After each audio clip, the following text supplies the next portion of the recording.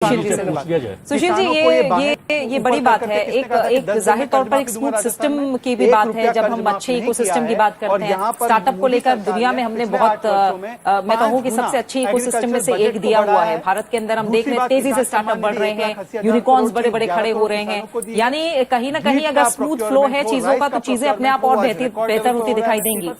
Budget को लेकर जब बात की जा रही है, तमाम जो विभाग हैं, जो अलग अलग सेक्टर्स हैं, अलग अलग राज्य हैं, उन्हें जो बजट एलोकेशन होता है कई बार वो पूरी तरह से यूटिलाइज नहीं होता। इसे लेकर आप क्या कहेंगे? जी, और इसके साथ ऐड ऑन करना चाहता हूं कि आपने समस्याओं की और तो ध्यान दिलवाया है। इस बजट में क्या प्रावधान आप देखना चाहते हैं? मैं देखना चाहता हूँ शिक्षा का जो बजट है ना, वो कम से कम 6% होना चाहिए, जो पॉलिसी हेल्थ का बजट हमारा बढ़ना चाहिए। जो बेसिक प्राइमरी सेक्टर है, एक करके बात करते हैं। अभी आपने किसानों के उत्पादन की बात की, क्या खरीद कर रही है सरकार? मैं किसानों की बात कर रहे थे भदौरिया।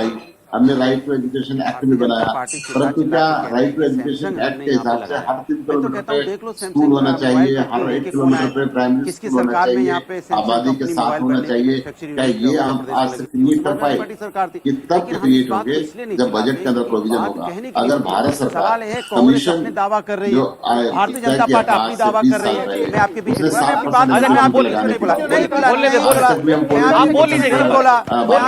नहीं बोला क्लियर हो जाता है। मैंने कहा कि एक मिनट सुनिए, उसके बाद सवाल ये है कि आप किसान की बात कर रहे हैं, कांग्रेस कर रही है कि हमने क्या। लेकिन सुशील जी मैं आपको रोकना चाहता हूँ। किसान का सम्मान कहाँ है बताइए? ये आप जिस प्रतिशत की बात कर रहे हैं शिक्षा पर खर्च करने की, वो सरकारी खर्च की बात कर रहे हैं। कुल मिलाकर अगर देखा जाए जो भारत में शिक्षा पर खर्च होता है वो 26% से ज्यादा है। अनाज तुरंत का तुरंत। मैं तो केंद्र सरकार के बजट की बात कर रहा हूँ। केंद्र सरकार का जो लगी हो, उनकी इनकम दोगुनी नहीं, हिंदुस्तान शिक्षित हो, हिंदुस्तान विकसित हो, तभी तो हिंदुस्तान विकसित होगा। 75 साल देश का आजादी हो गए, अभी हम विकासशील श्रेणी से निकल नहीं पाए हैं।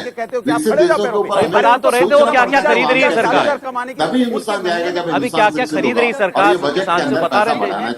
मैं निर्मला सीतारमण जी से करबद्ध प्रार्थना भी करता हूँ कि इस ओर यानी रिपोर्ट्स रही हैं शिक्षा को लेकर, वो यही बताती रही हैं कि कोरोना महामारी का असर सबसे ज्यादा शिक्षा पर पड़ा, लेकिन उसके बाद खासकर जो गांव के स्कूल्स हैं वहां ड्रॉप आउट रेट कम हुआ है, लोग ज्यादा अब फॉर्मल एजुकेशन की तरफ बढ़े हैं। लेकिन जो टीचर और स्टूडेंट्स का रेशियो है, जो स्कूल को लेकर इंफ्रास्ट्रक्चर है, आपका सुझाव है सुशील जी कि लगातार उसे और अच्छा बनाया जाए और जो शिक्षा व्यवस्था है उसको लेकर बजट का एलोकेशन और ज्यादा हो। उम्मीद कर रहे हैं कि जो आपकी पॉइंट्स हैं उन पर भी कहीं ना कहीं वित्त मंत्री का गौर होगा और देखना होगा शिक्षा और स्वास्थ्य को लेकर। तो एक स्वास्थ्य पे तो हमने एक बड़ा बदलाव देखा है, कोविड के बाद एक बड़ा बदलाव रहा और एक बड़ा हिस्सा जो बजट का है वो स्वास्थ्य की तरफ मुड़ा है। तो ऐसे में और कितना दायरा इसका बड़ा होता देखेंगे बजट के अंदर, इस पर जरूर नजरें रहेंगी। 11 बजे 20 मिनट का करीब का वक्त है सुशील जी, जब लगातार और अच्छा देखना होगा शिक्षा व्यवस्था है, बजट का एलोकेशन और ज्यादा हो। उम्मीद कर रहे हैं कि जो आपकी पॉइंट्स है उन पर भी पहुंचता है। वो इंफ्रास्ट्रक्चर उन्होंने कहा 5 साल के अंदर सरकार का जो इंफ्रास्ट्रक्चर वित्त मंत्री का गौर होगा और देखना होगा शिक्षा और स्वास्थ्य को लेकर। स्वास्थ्य पे तो मैंने आपको बताया कि जो हालिया रिपोर्ट है, चाहे वो शिक्षा मंत्रालय की रही हो या अलग से जो एनजीओज अपने आप शिक्षा को लेकर रिपोर्ट्स तैयार कर रही हैं, वो यही इशारा कर रही हैं कि सरकारी स्कूलों में नामांकन बढ़ रहा है, बड़ा बदलाव देखा। लेकिन बड़ी बात बदलाव है कि जो टीचर बड़ा हिस्सा जो बजट का रेशियो है गांव में खास तौर पर उस पर ध्यान देना होगा। जो डिजिटल डिस्पैरिटी की बात है वैसे में और को लेकर कितना उस पर जाहिर तौर पर दायरा इसका डिजिटली का देखेंगे बजट के अंदर। इस पर इसके लिए एक बड़ा पुश बजट के जरिए 20 मिनट का करीब का वक्त इंफ्रास्ट्रक्चर पर बहुत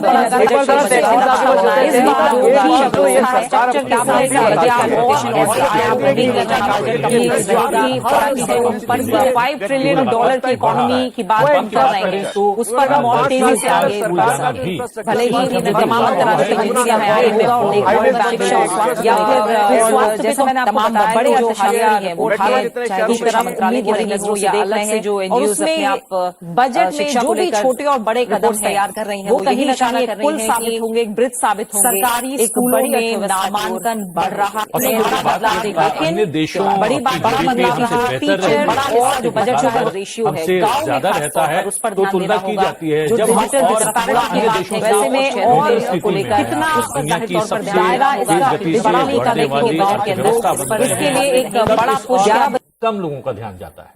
बिल्कुल। सुशील जी, आपने स्वास्थ्य और शिक्षा को लेकर बातें कही और बिल्कुल बुनियादी ये बातें भी हैं, कुछ सुझाव आपने दिए हैं। इसके अलावा आपने टैक्स को लेकर कुछ सुझाव दिए हैं। आप चाह रहे हैं कि रियायत टैक्स पर सीधे तौर पर भी दिखाई देनी चाहिए बजट में। अब 20 मिनट बाद करीब 15-16 मिनट बाद बजट आने वाला है। बताइए और बड़े पॉइंट्स आप क्या चाहते हैं जो शामिल होने चाहिए? किसान की हालत सुधरे, महिलाओं को विशेष रियायत मिले, टैक्स की मैंने आपको बता दिया, हेल्थ और एजुकेशन के ऊपर सेक्टर में कुछ न कुछ बजट की परसेंटेज बढ़े और ग्रामीण क्षेत्र के अंदर उद्योग विशेष तौर पे लगे ताकि हमारा जो देश मुख्य तौर पे कृषि पे आधारित देश है, उस देश की जो मुख्य अर्थव्यवस्था है, जो कोरोना के अंदर भी जिस क्षेत्र में किसानों ने बचा के रखा है, उनकी आय को बढ़ाना है तो उनकी फसल प्रोसेस होकर दुनिया के हर हिस्से के अंदर जानी चाहिए। मैं वित्त मंत्री जी से निवेदन करना चाहूंगा कि जो कृषि पर आधारित उद्योग है उनके लिए एक स्पेशल स्कीम निकाले, उन उद्योगों को प्रोत्साहित करे। वो बजट के जरिए 20 मिनट का करीब का वक्त अगर मैं वहां की बात करूं तो आधी फसल नहर में बह जाती है, कीड़े लग जाते हैं, प्रोसेस नहीं हो पाती। मैं एप्रिकॉट की बात करता हूँ। एप्रिकॉट हमारे देश के लेकिन बजट जो होता है सुशील जी केवल खर्च का ब्यौरा नहीं होता बजट है। खर्च कितना हुआ, कितना पैसा जो है सरकार के खाते में आया और कितनी बचत हुई, ये तीनों का लेखा जोखा होता है।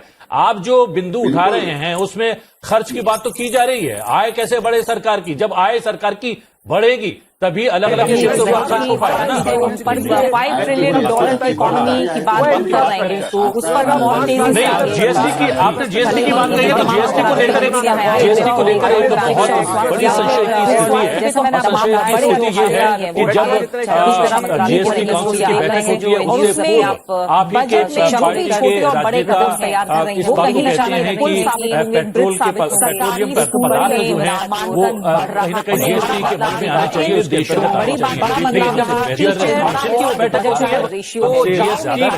आने चाहिए इस बात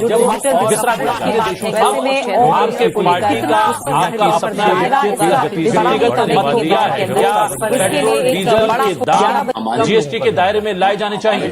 सुशील जी, हम एक जानकारी दे दें, कैबिनेट की बैठक तो हो चुकी है। कैबिनेट की बैठक के पश्चात अब वित्त मंत्री जाएंगी संसद भवन और 11 बजे के करीब आम बजट 2023-24 पेश करेंगी बजट में। बिल्कुल, और ये तस्वीरें 20 मिनट बाद करीब 15 बजट 16 मिनट बाद किया जा रहा है वो पेपरलेस है। बताइए और बड़े पॉइंट्स आप क्या चाहते हैं तमाम शामिल सांसदों को दी जानी है। बजट की कॉपीज आप देख रहे हैं, बस कुछ ही पलों का इंतजार। करीब 9 मिनट बाद टैक्स की मैंने आपको बता दिया, हेल्थ करीब 9 मिनट बाद संसद का सत्र शुरू होगा। दूसरा दिन है आज बजट सत्र की शुरुआत कल हुई राष्ट्रपति के अभिभाषण के साथ। पहला दिन महिला राष्ट्रपति के नाम रहा, दूसरा दिन भी बजट का महिला वित्त मंत्री के नाम रहेगा। और आज हम वित्त मंत्री निर्मला सीतारमण को संसद में 11 बजे लोकसभा में बजट पेश करते देखेंगे और उसके बाद राज्यसभा में भी बजट की कॉपी रखी जाएगी। ये जो तस्वीरें हैं ये बजट की कॉपियों की हैं जो हरे रंग के कपड़े से आप सील्ड देख रहे हैं। बहुत कड़ी सुरक्षा व्यवस्था होती है इन कॉपियों को लेकर भी, किसी भी तरह कोई भी लाइन बजट पेश होने से पहले बाहर ना आए, इसे लेकर पूरा इंतजाम किया जाता है। और ये संसद भवन परिसर कॉपियां पहुंच चुकी हैं। वित्त मंत्री निर्मला सीतारमण केंद्रीय मंत्रिमंडल के साथ बैठक करके बजट पर मंजूरी ले चुकी हैं और अब बस कुछ ही पलों बाद देश के सामने होगा वित्त वर्ष 2023-24 का आम बजट। जी हाँ, क्या ये बजट $5 ट्रिलियन की अर्थव्यवस्था बनाने वाला बजट होगा? क्या 25 बरस के भीतर भारत को विकासशील देश से विकसित राष्ट्र बनाने वाला बजट होगा? सबकी निगाहें इस बात पर टिकी रहेंगी। उस वक्त की तस्वीर जब राष्ट्रपति भवन से निकलकर वित्त मंत्री पहुंची थी संसद भवन परिसर में और संसद भवन में प्रवेश करने से पूर्व उन्होंने वो अपना पैकेट दिखाया लाल कलर का, जो अभी तक रिवील नहीं हो पाया है कि इसमें गैजेट है या फिर क्या कुछ है, जिसके जरिए वित्त मंत्री निर्मला सीतारमण आज बजट पेश करने वाली है। लेकिन उसके पश्चात कैबिनेट की बैठक हुई, कैबिनेट से मंजूरी मिलने के पश्चात 11 बजे वित्त मंत्री निर्मला सीतारमण 2023-24 का वित्त बजट पेश करने वाली है। बिल्कुल, और बड़ी बात 2017 से जो हमने देखी है, रेलवे बजट और आम बजट एक साथ मिला है, तो रेलवे को लेकर भी क्या बड़ी घोषणाएं होंगी, इस पर भी नजर होगी।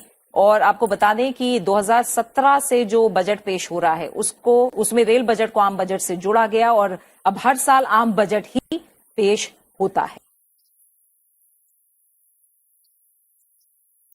जी, और वृद्धों को क्या कुछ मिलने वाला है इस बजट से? क्या अलग अलग योजनाओं के जरिए उनको कुछ छूट, कुछ लाभ इस बजट में दिए जाने वाले हैं? उन लाभों और छूटों में से एक है रेल यात्रा के दौरान जो 50% की छूट वृद्धों को मिलती थी, वो कोरोना काल की वजह से रोक ली गई थी, स्थगित कर दी गई थी। क्या उसकी वापसी इस बजट में होने वाली है? इस पर भी सबकी निगाह टिकी रहेगी।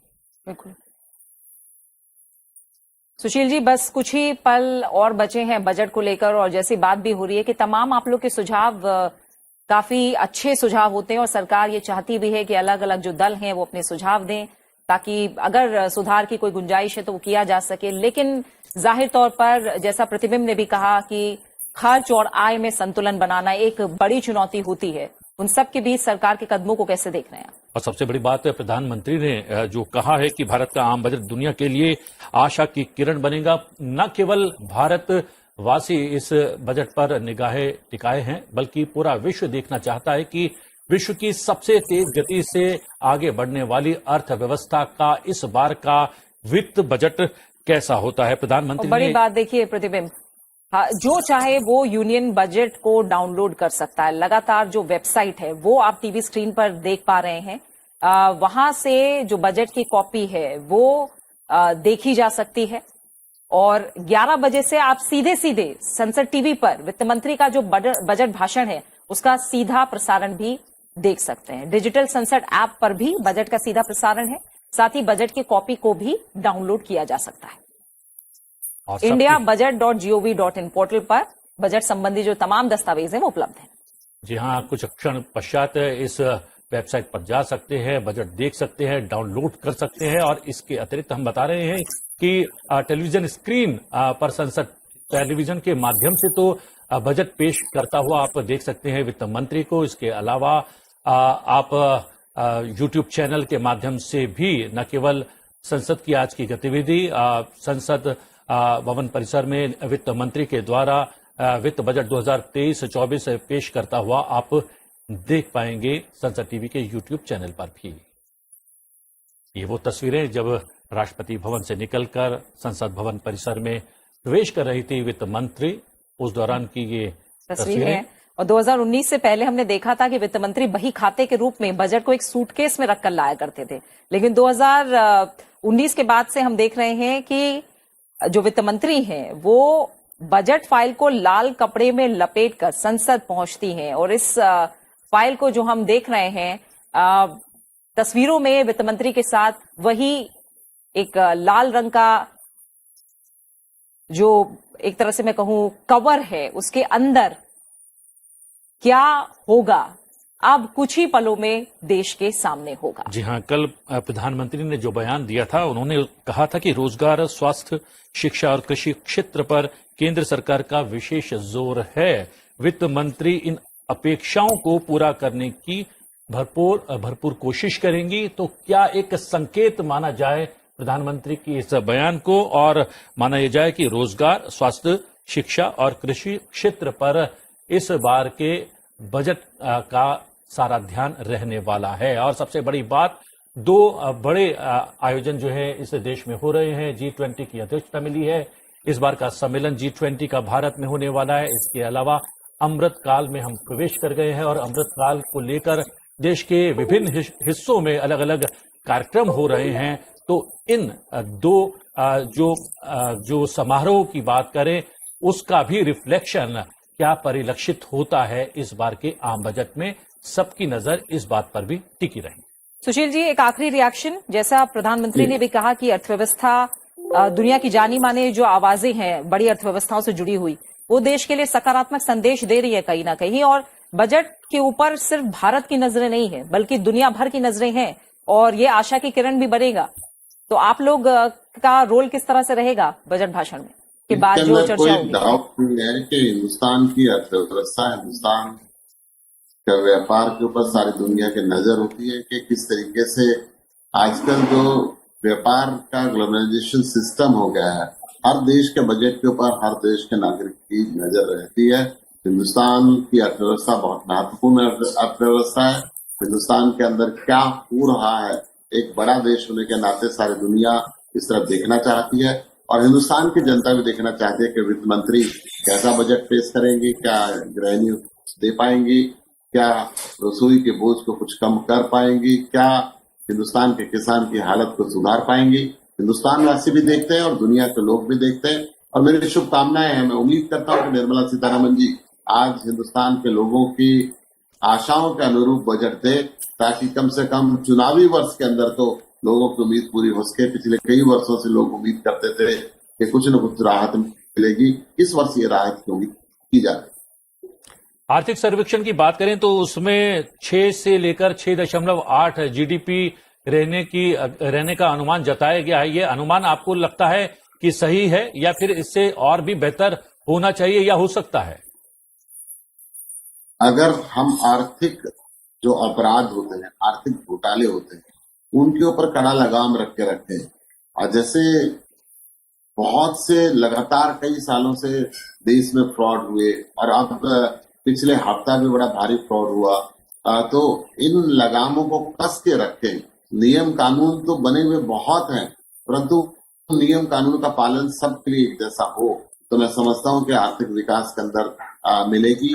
वैसे तो आर्थिक सर्वेक्षण ने 1% विकास दर को घटा हुआ दिखाया है। अंतर्राष्ट्रीय जो बाजार है उसको देखने से मुझे लगता है कि आर्थिक जो हमारी जीडीपी की जरूरत है वो 5% के करीब होनी चाहिए। जो पिछले 7 मुख्य आर्थिक सलाहकार कह रहे हैं कि जो 6.8 तक का टारगेट है, करीब 6% से लेकर हम अपर लिमिट में ही रहेंगे, यानी 6.5% के आसपास। फिलहाल बहुत बहुत शुक्रिया आपका हमारे साथ जुड़ने के लिए और बातचीत के लिए सुशील जी।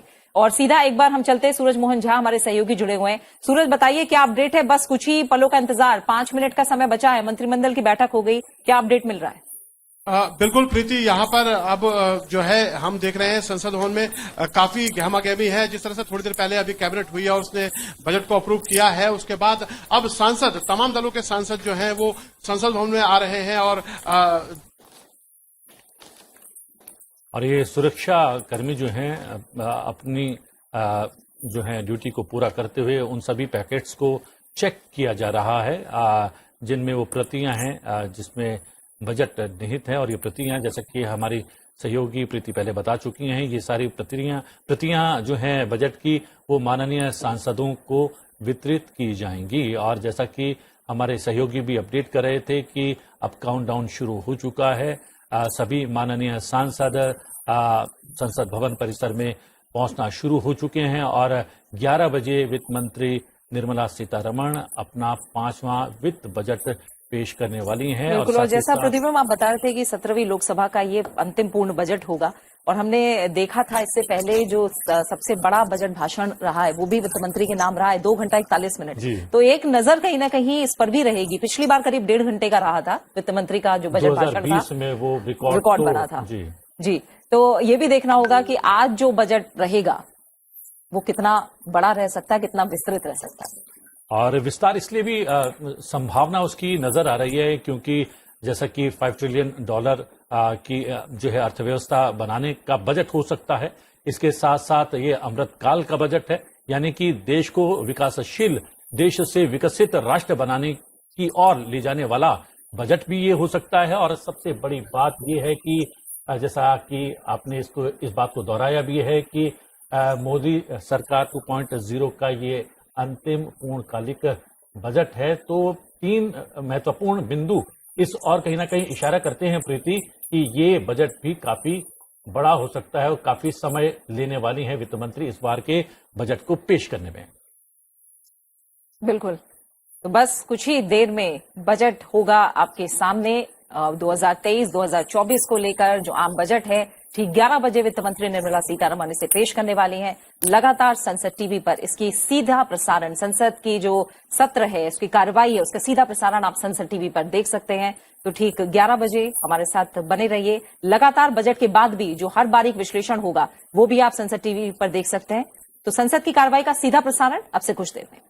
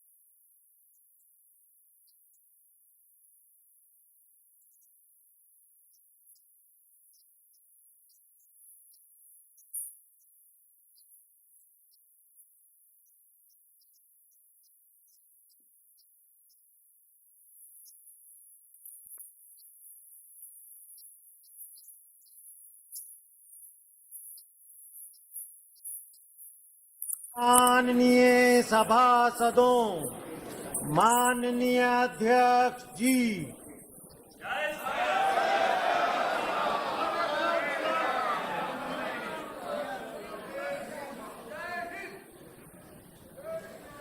आइटम नंबर 1 माननीय वित्त मंत्री Shrimati Nirmala Sitharaman.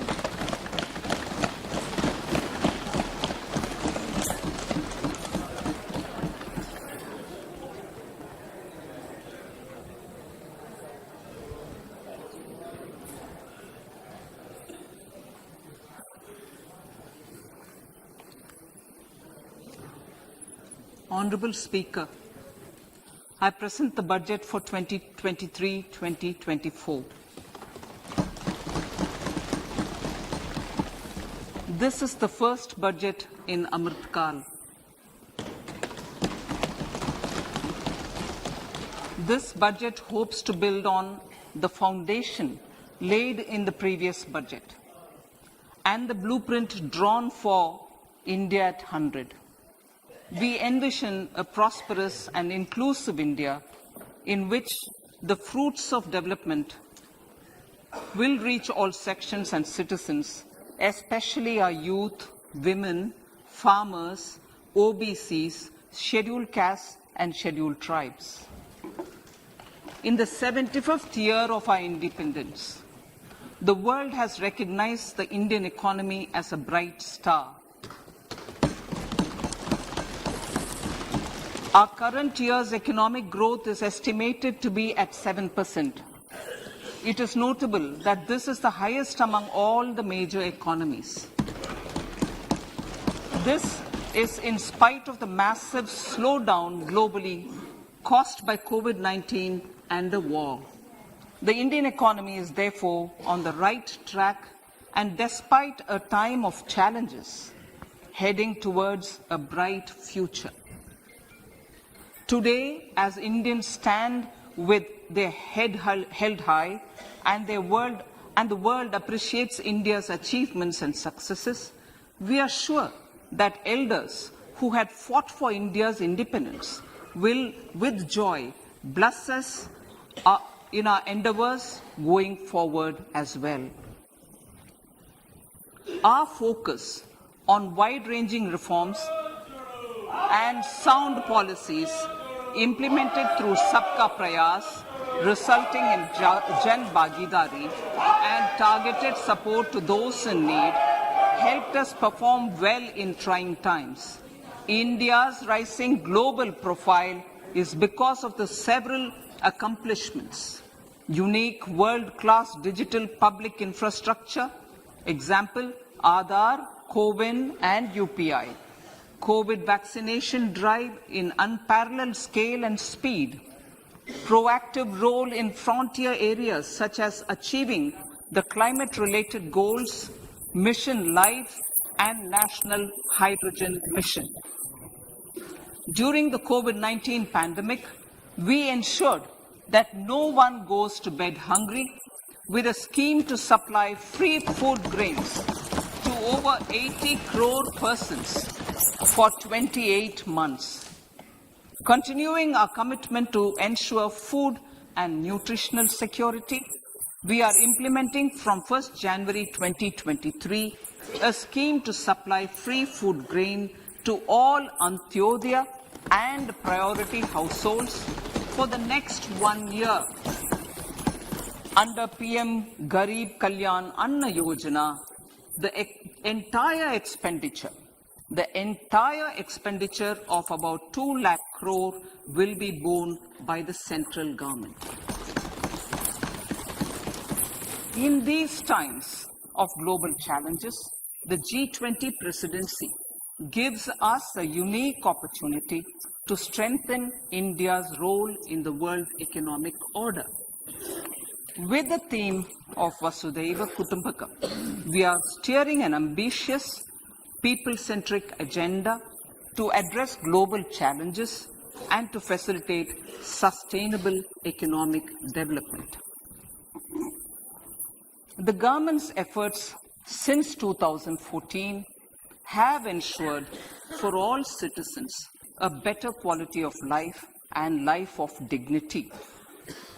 The per capita income has more than doubled to 1.97 lakh rupees. In these 9 years, the Indian economy has increased in size from being 10th to 5th largest in the world. We have significantly improved our position as well as a well-governed and innovative country with a conducive environment for business as reflected in several global indices. We have made a significant progress in many sustainable development goals.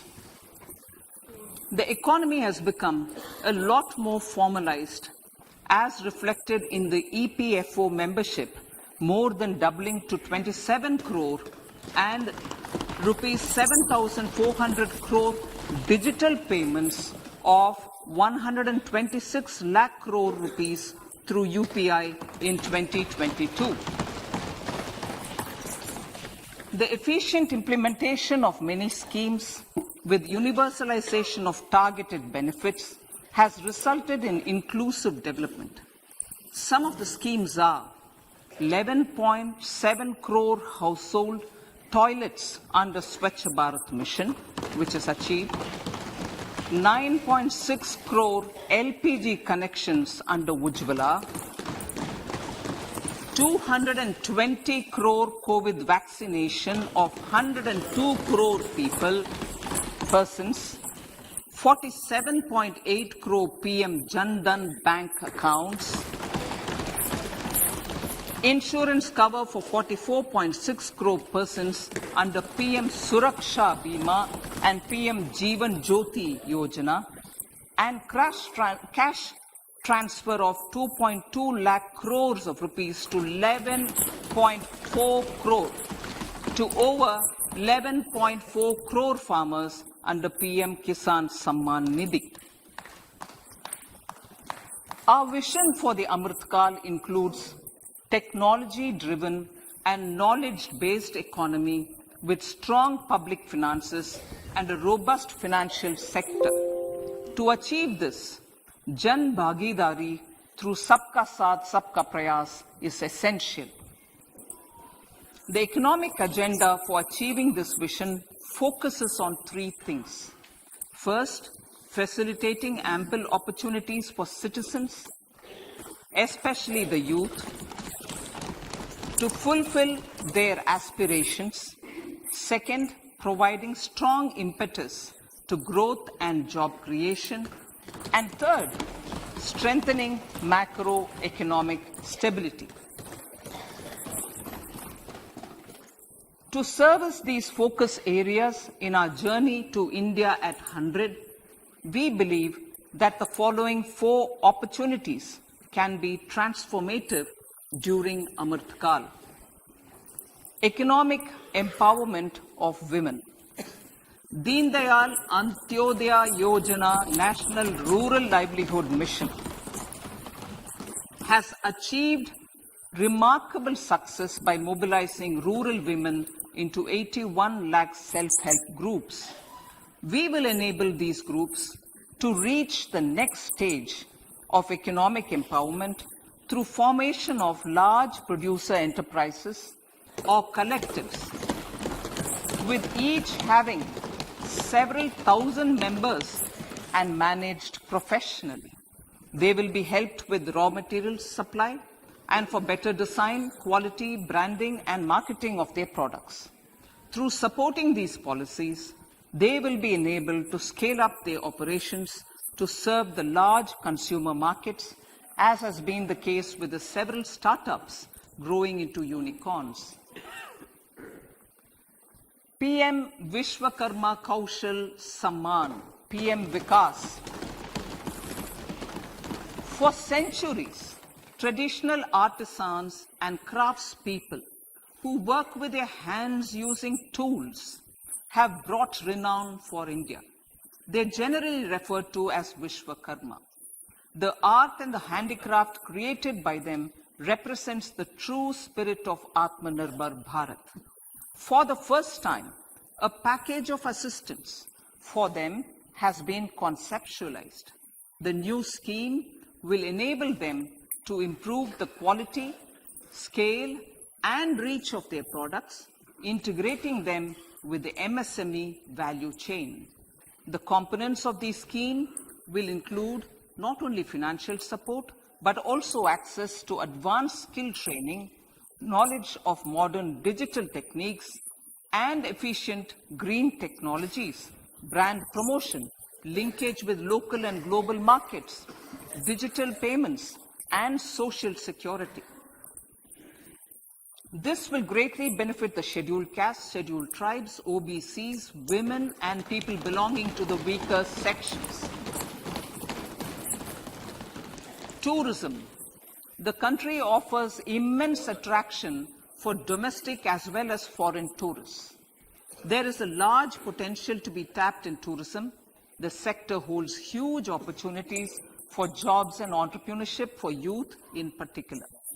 Promotion of tourism will be taken up on mission mode with active participation of states, convergence of government programs, and public-private partnerships.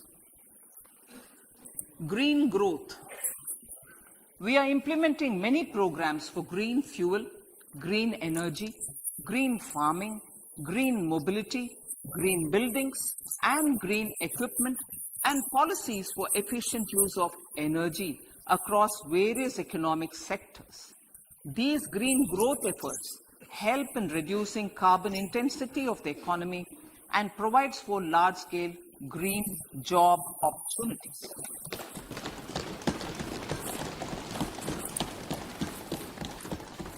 Priorities of this budget. The budget adopts the following 7 priorities. They complement each other and act as the Saptarishi guiding us through the Amrit Kal. Inclusive development, reaching the last mile, infrastructure and investment, unleashing the potential, green growth, youth power, and financial sector. I now speak on the priority number 1, inclusive development. The government's philosophy of Sabka Saath, Sabka Vikas has facilitated inclusive development covering in specific farmers, women, youth, OBCs, scheduled castes, scheduled tribes, Divyangjan, and economically weaker sections, and overall priority for the underprivileged. Vanchiton ko variyata.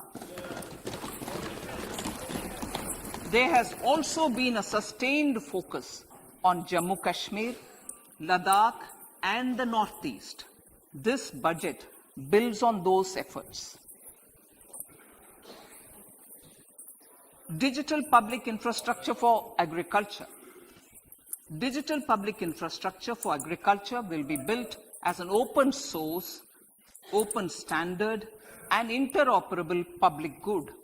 This will enable inclusive farmer-centric solutions through relevant information services for crop planning and health, improved access to farm inputs, credit and insurance, help for crop estimation, market intelligence, and support for growth of agri-tech industry as an open source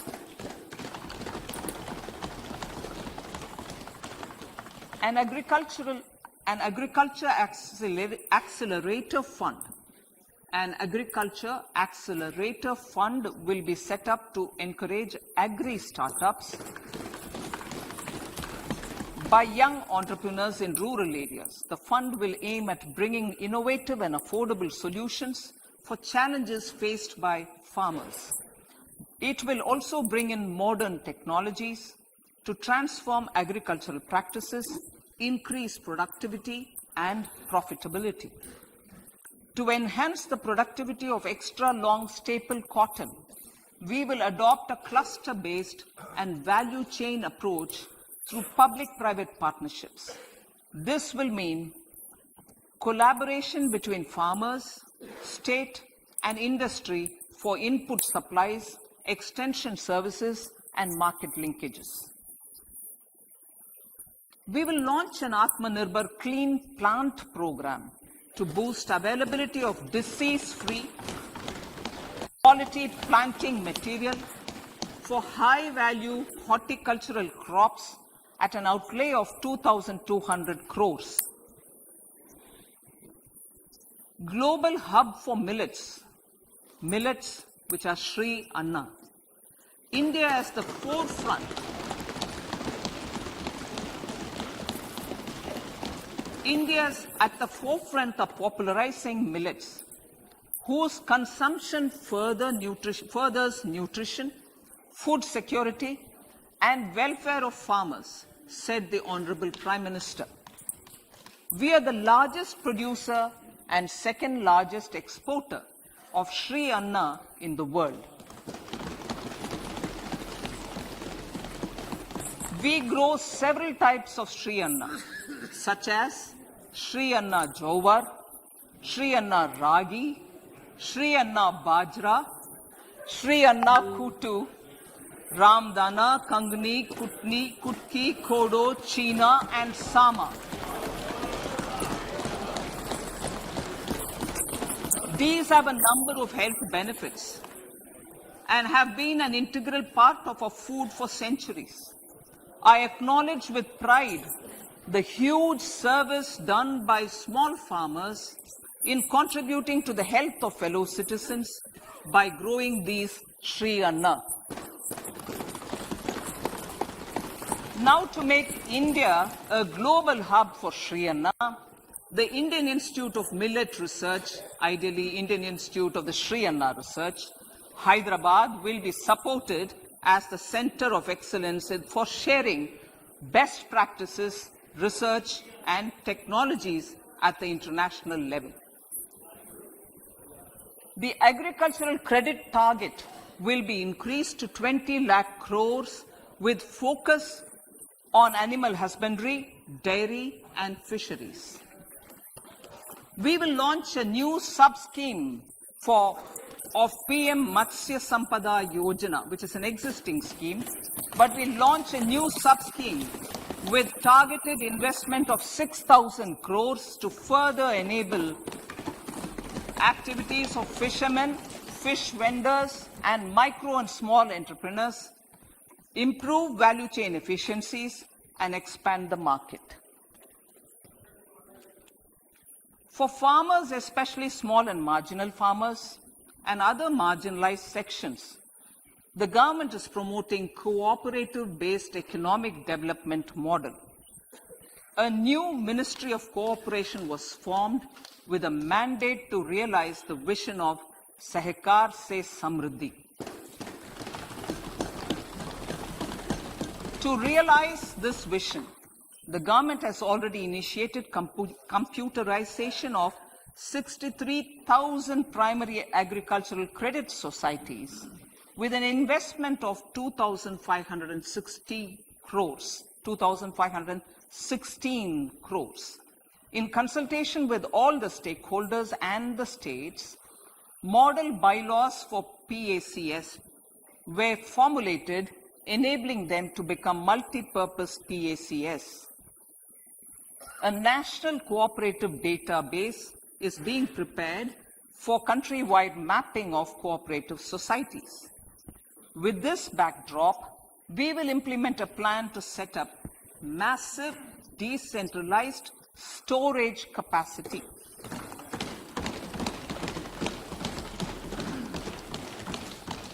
This will help farmers store their produce and realize remunerative prices through sale at appropriate times.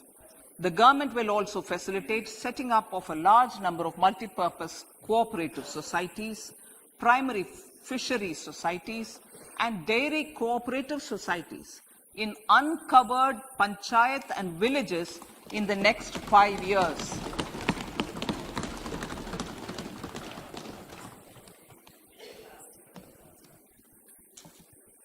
Health, education, and skilling. 157 new nursing colleges will be established in co-location with the existing 157 medical colleges established since 2014. A mission to eliminate sickle cell anemia by 2047 will be launched. It will entail awareness creation, universal screening of 7 crore people in the age group of 0 to 40 years, in affected tribal areas, and counseling through collaborative efforts of central ministries and state governments. Facilities in select ICMR labs, Indian Council for Medical Research Labs, will be made available for research by public and private medical college faculty and private sector R&D teams for encouraging collaborative research and innovation. A new program to promote research and innovation in pharmaceuticals will be taken up through centers of excellence. We shall also encourage industry to invest in research and development in specific priority areas. Dedicated multidisciplinary courses for medical devices will be supported in existing institutions to ensure availability of skilled manpower for futuristic medical technologies, high-end manufacturing, and research. Teachers' training. Teachers' training will be re-envisioned through innovative pedagogy, curriculum transaction, continuous professional development, dipstick surveys, and ICT implementation. The District Institute of Education and Training will be developed as vibrant institutes of excellence for this purpose.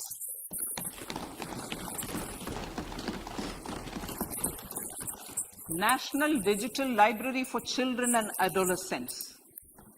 a national digital library for children and adolescents will be set up for facilitating availability of quality books across geographies, languages, genres, and levels, and device-agnostic accessibility.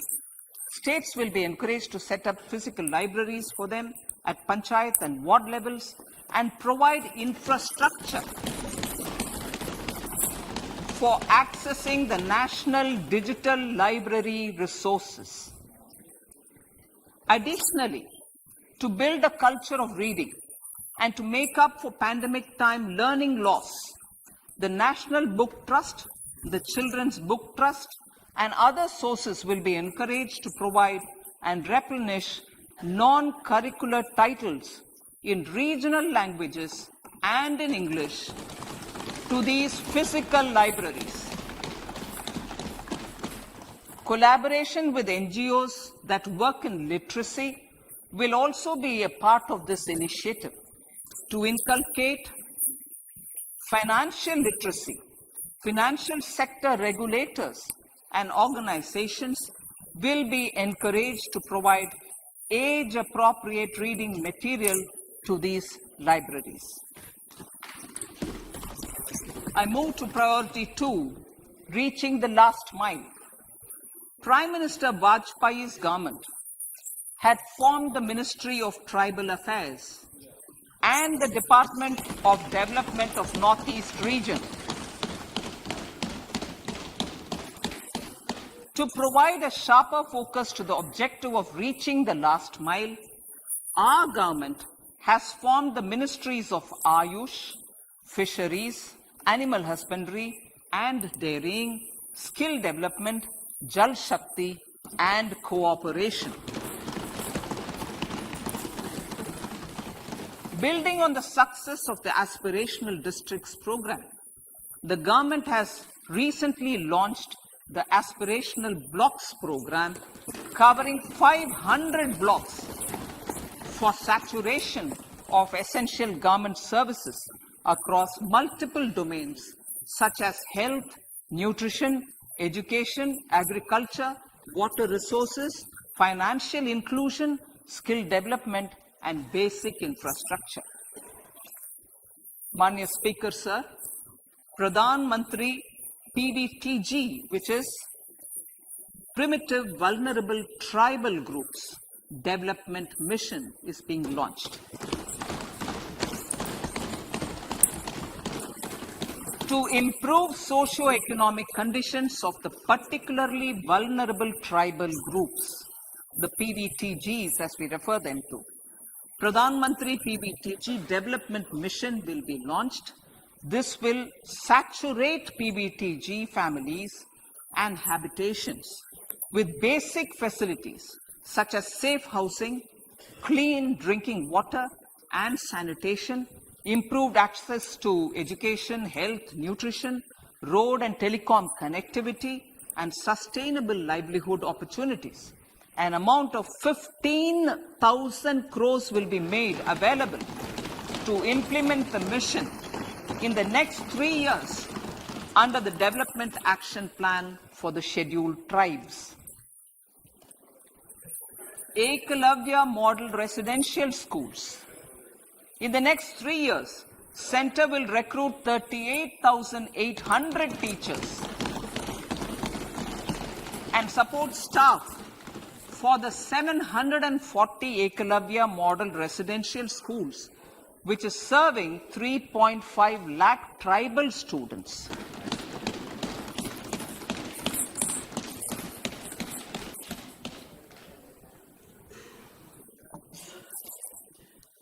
In the drought-prone central regions of Karnataka, central assistance of 5,300 crore will be given to Upper Bhadra project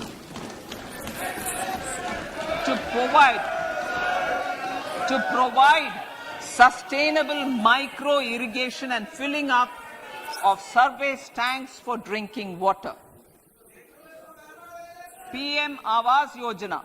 The outlay for PM Awas Yojana is being enhanced by 66% to over 79,000 crores. Bharat Shared Repository of Inscriptions will be set up in a digital epigraphy museum with digitization of 1 lakh ancient inscriptions in the first stage. Support for poor prisoners. For poor persons who are in prisons and unable to afford the penalty or the bail amount, required financial support will be provided.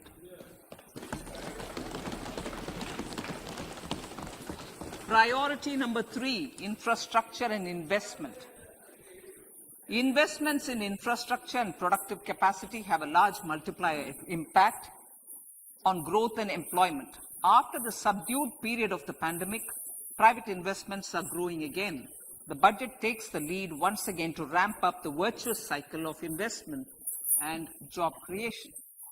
Honorable Speaker, sir, the capital investment outlay is being increased steeply for the 3rd year in a row by 33% to 10 lakh crores, which would be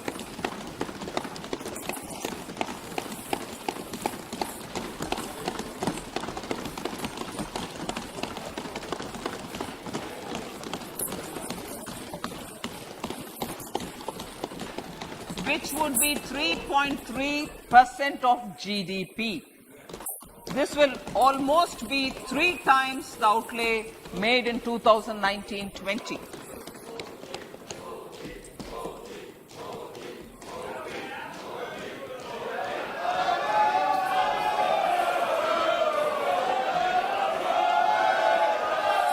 This substantial increase in recent years is central to the government's efforts to enhance growth potential and job creation, crowd in private investments, and provide a cushion against global headwinds. The direct capital investment by the center is complemented by the provision made for creation of capital assets through grants and aids to state. The effective capital expenditure of the center is budgeted at 13.7 lakh crore rupees, which will be 4.5% of GDP. Support to state governments for capital investment.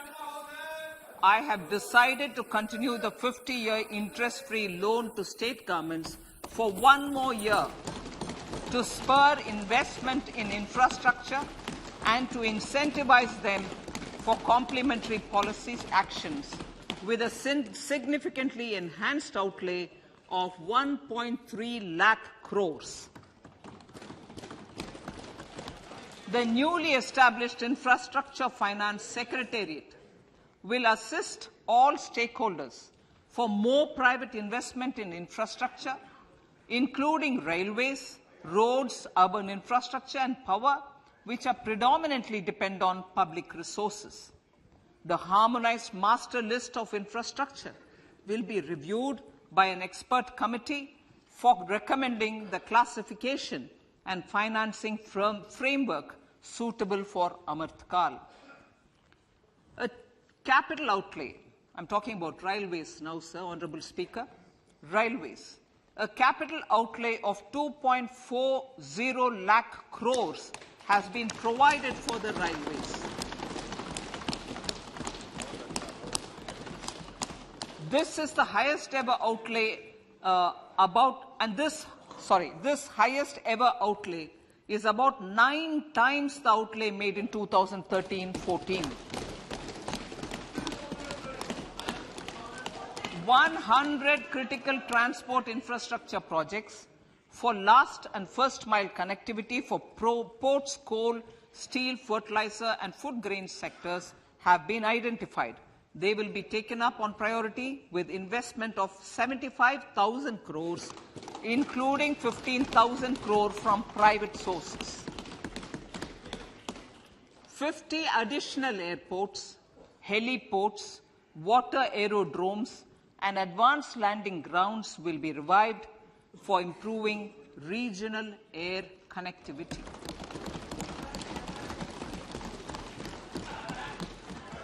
Sustainable cities for tomorrow.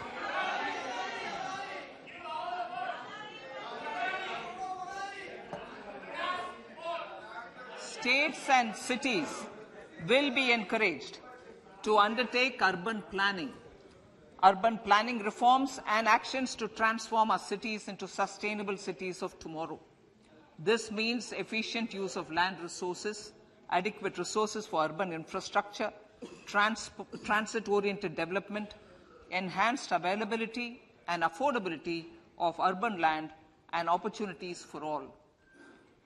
Through property tax governance reforms and ring-fencing user charges on urban infrastructure, cities will be incentivized to improve their creditworthiness for municipal bonds. Like the RIDF, an Urban Infrastructure Development Fund will be established through use of priority sector lending shortfall. This will be managed by the National Housing Bank and will be used by public agencies to create urban infrastructure in Tier 2 and Tier 3 cities. States will be encouraged to leverage resources from the grants of the 15th Finance Commission as well as existing schemes to adopt appropriate user charges while accessing the UIDF. We expect to make available 10,000 crore rupees per annum for this purpose. All cities and towns will be enabled for 100% mechanical desludging of septic tanks and sewers to transition from manhole to machine hole mode.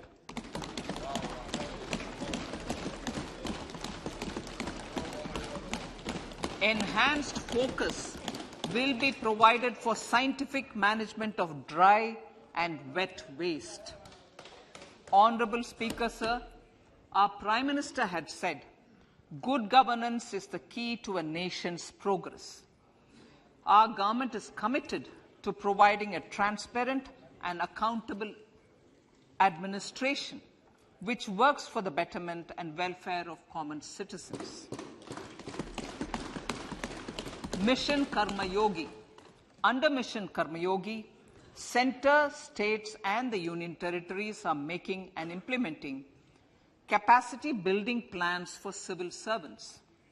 The government has also launched an integrated online training platform, I Got Karma Yogi, to provide continuous learning opportunities for lakhs of government employees to upgrade their skills and facilitate people-centric approach. Sir, for enhancing ease of doing business, more than 39,000 compliances have been reduced and more than 3,400 legal provisions have been decriminalized. For furthering the trust-based governance, we have introduced the Jan Vishwas Bill to amend 42 central acts. This budget proposes a series of measures to unleash the potential of our economy. Centers of Excellence for Artificial Intelligence. For realizing the vision of Make AI in India and Make AI Work for India, 3 centers of excellence for artificial intelligence will be set up in top educational institutions. Leading industry players will partner in conducting interdisciplinary research, develop cutting-edge applications, and scalable problem solutions in the areas of agriculture, health, and sustainable cities. This will galvanize an effective AI ecosystem and nurture quality human resources in the field. National Data Governance Policy. To unleash innovation and research by startups and academia, a national data governance policy will be brought out This will enable access to anonymized data.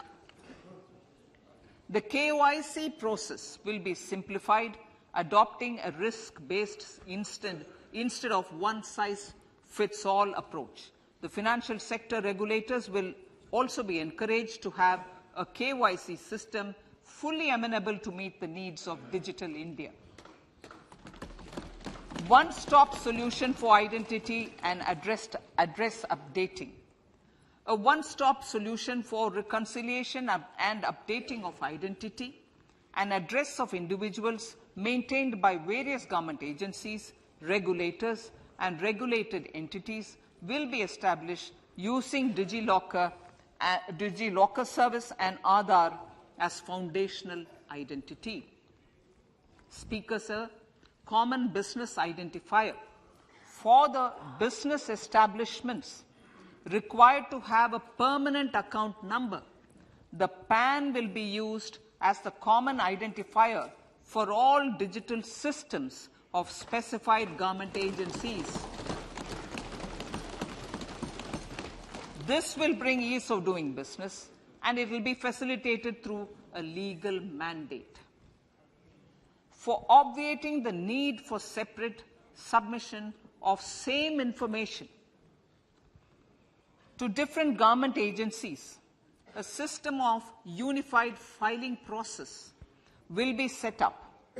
Such filing of information or return in simplified forms on a common portal will be shared with other agencies as per the filer's choice. Vivad se Vishwas 1. Relief for MSMEs. In cases of failure by MSMEs to execute contracts during the COVID period, 95% of the forfeited amount relating to the bid or performance security will be returned to them by government and government undertakings. This will provide relief to the MSMEs. Vivad se Vishwas 2. Settling contractual disputes. To settle contractual disputes of government and government undertakings, wherein arbitral award is under challenge in a court, a voluntary settlement scheme with standardized terms will be introduced. This will be done by offering graded settlement terms depending on pendency level of the dispute. The state support mission of Niti Aayog will be continued for 3 years for our collective efforts towards national priorities. Result-based financing. To better allocate scarce resources for competing development needs, the financing of select schemes will be changed on a pilot basis from input-based to result-based. E-courts. For efficient administration of justice, Phase 3 of the e-courts project will be launched with an outlay of 7,000 crores. Fintech services in India have been facilitated by our digital public infrastructure, including Aadhaar, PM Jan Dhan Yojana, Video, KYC, India Stack, and UPI. To enable more fintech innovative services, the scope of documents available in DigiLocker for individuals will be expanded. An entity DigiLocker will be set up for the use by MSMEs, large businesses, and also charitable trusts.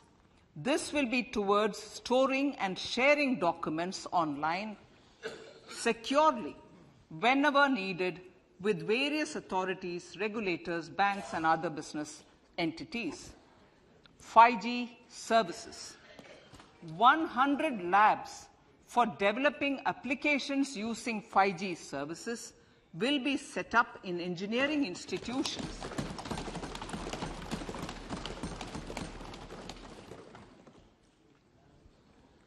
To realize a new range of opportunities, business models, and employment potential.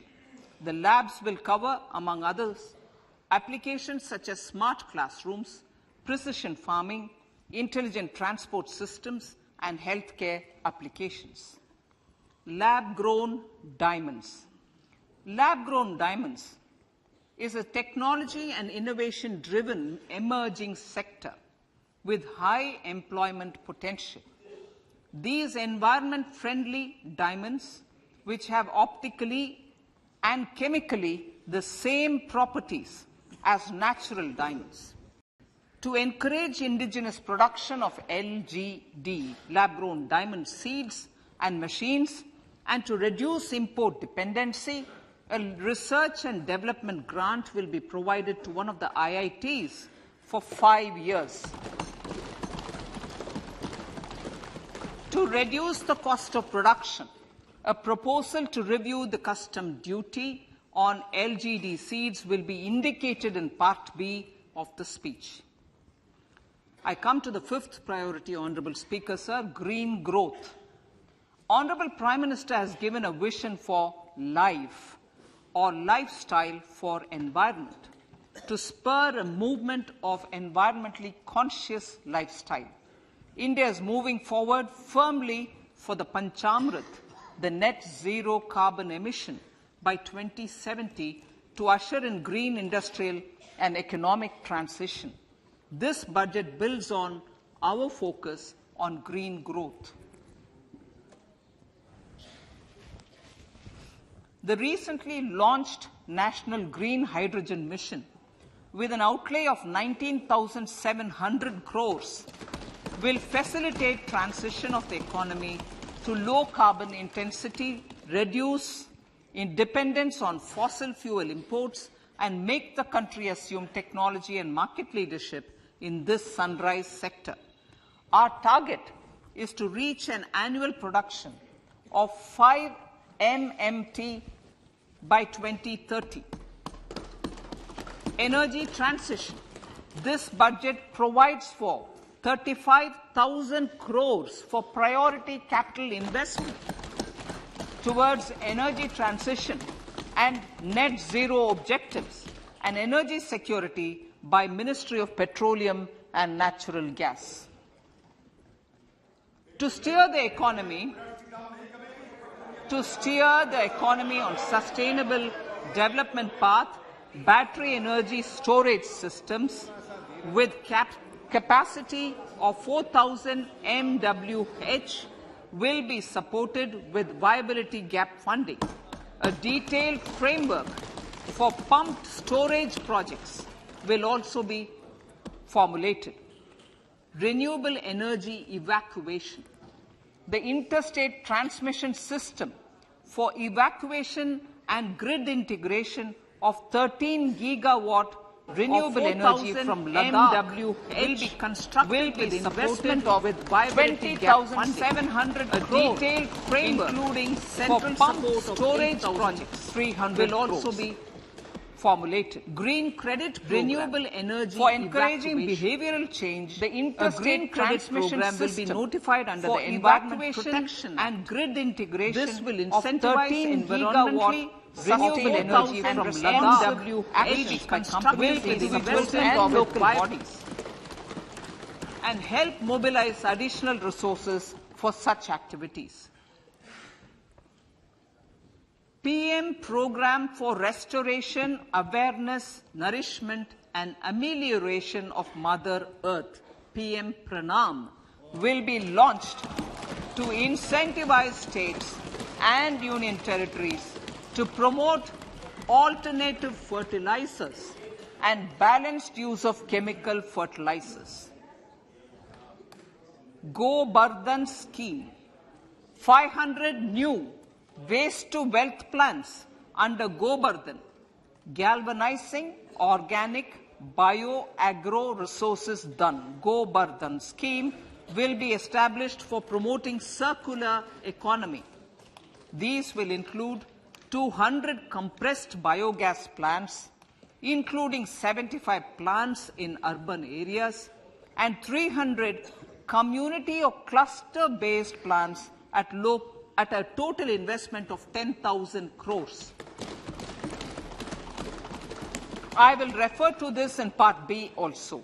In due course, a 5% CBG mandate will be introduced for all organizations marketing natural and biogas. For collection of biomass and distribution of biomanure, appropriate fiscal support will also be provided. Bharatiya Prakritik Kheti Bio Input Resource Centers. Over the next 3 years, we will facilitate 1 crore farmers to adopt natural farming. For this, Honorable Speaker, 10,000 bio input resource centers will be set up, creating a national level distributed micro-fertilizer and pesticide manufacturing network. Mishti.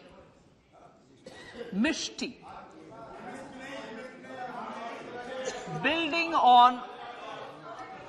on India's success in afforestation, mangrove initiative for shoreline habitats and tangible incomes, Mishti, will be taken up for mangrove plantation along the coastline and on salt pan lands wherever feasible through convergence between Manrega, Campa, Fund and other sources. Amrit Dharohar. Wetlands are vital ecosystems which sustain biological diversity. In his latest Mann Ki Baat, the Prime Minister said, now, I quote, now the total number of Ramsar sites in our country has increased to 75, whereas before 2014, there were only 26, unquote. Local communities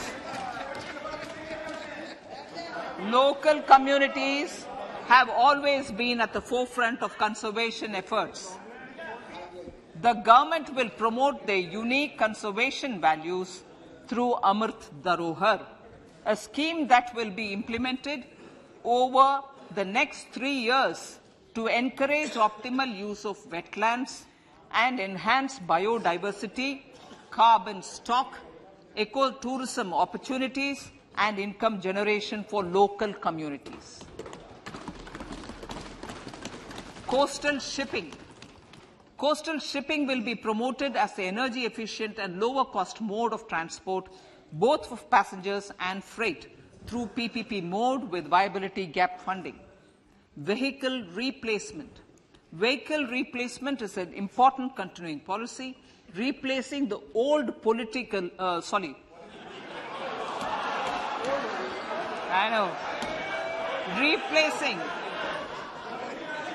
absolutely, thank you.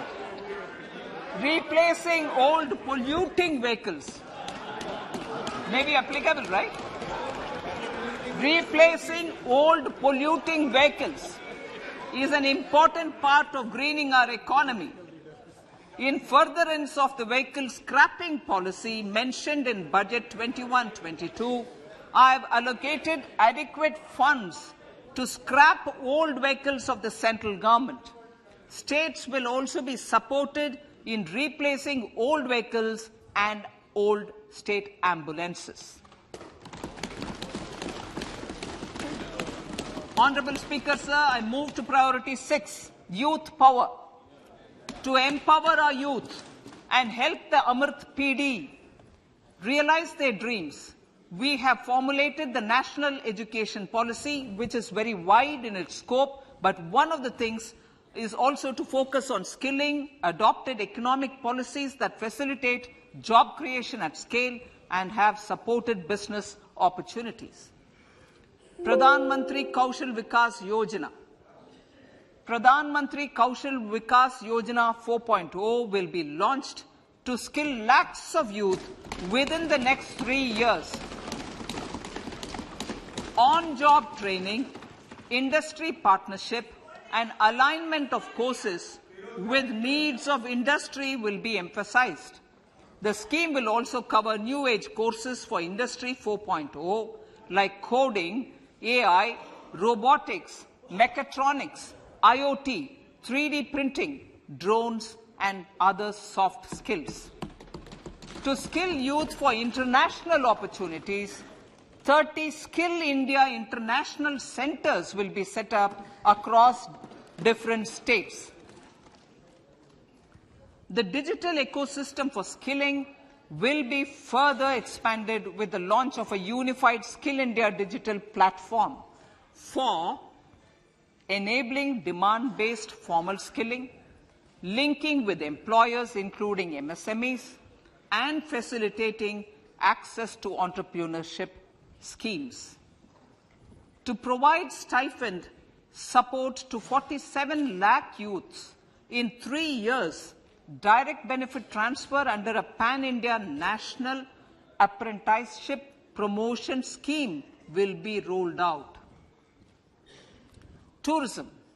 Honorable Speaker, sir, with an integrated and innovative approach, at least 50 destinations will be selected through challenge mode. In addition to aspects such as physical connectivity, virtual connectivity, tourist guides, high standards for food streets, and tourist security, all the relevant aspects would be made available on an app to enhance tourist experience.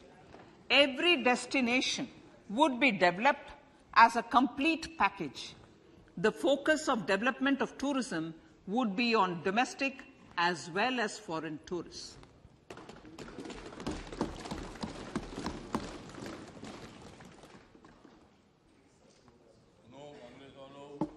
Sector-specific skilling and entrepreneurship development will be dovetailed to achieve the objectives of Dekho Apna Desh initiative. This was launched as an appeal by the Honorable Prime Minister to the middle class to prefer domestic tourism over international tourism. The integrated development of theme-based tourist circuits, the Swadesh Darshan scheme, was also launched. Under the Vibrant Villages program, tourism infrastructure and amenities will be facilitated in border villages. Unity Mall. States will be encouraged to set up a Unity Mall in their state capital or most prominent tourism center or the financial capital for promotion and sale of their one district, one product and GI products and other handicraft products, and for providing space for such products of all other states as well. Sir, priority number 7, financial sector. Our reforms in the financial sector and innovative use of technology have led to financial inclusion at scale, better and faster service delivery, ease of access to credit, and participation in financial markets. This budget proposes to further these measures. Credit guarantee for MSMEs. Last year, I proposed revamping of the credit guarantee scheme for the MSMEs. I am happy to announce that the revamped scheme will take effect from 1st April 2023 through infusion of 9,000 crores in the corpus.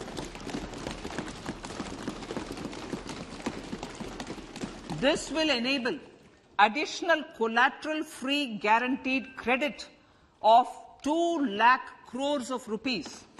Further, the cost of credit will be reduced by about 1%. A National Financial Information Registry will be set up to serve as the central repository of financial and ancillary information. This will facilitate efficient flow of credit, promote financial inclusion, and foster financial stability. A new legislative framework will govern this credit public infrastructure and will be designed in consultation with the RBI. To meet the needs of Amrit Kal and to facilitate optimum regulation in the financial sector, public consultation as necessary and feasible, will be brought to the process of regulation making and issuing subsidiary directions. To simplify, to ease, and to reduce cost of compliance, financial sector regulators will be requested to carry out a comprehensive review of existing regulations. For this, they will consider suggestions from public and regulated entities. Time limits to decide the application under various regulations will also be laid down. Honorable Speaker, sir, to enhance business activities in GIFT IFSC, the following measures will be taken. Delegating powers under the SEZ Act to the IFSCA to avoid dual regulation. Setting up a single window IT system for registration and approval of IFSCA, SEZ authorities, GSTN, RBI, SEBI, and IRDAI. Permitting acquisition financing by IFSC banking units of foreign banks. Establishing a subsidiary of Exim Bank for trade refinancing. Amending IFSCA Act for statutory provisions for arbitration, ancillary services, and avoiding dual regulation under the SEZ Act, and recognizing offshore derivative instruments as valid contracts. Honorable Speaker, sir, data embassy. For countries looking for digital continuity solutions, we will facilitate setting up of their data embassies in GIFT IFSC.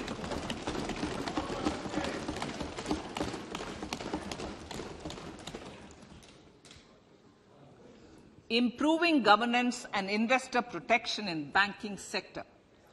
To improve bank governance and enhance investors' protection, certain amendments to the Banking Regulation Act, the Banking Companies Act, and the Reserve Bank of India Act are being proposed.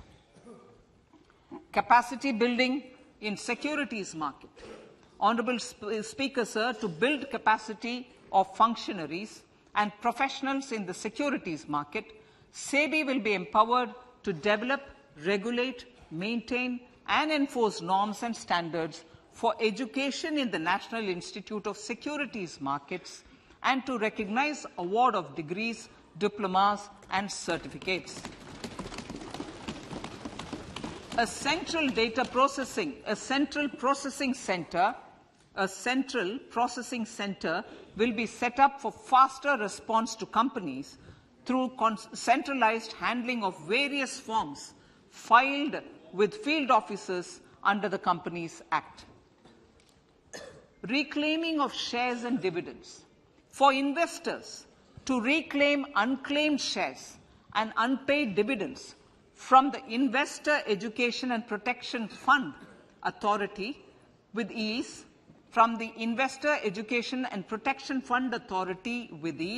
an integrated IT portal will be established.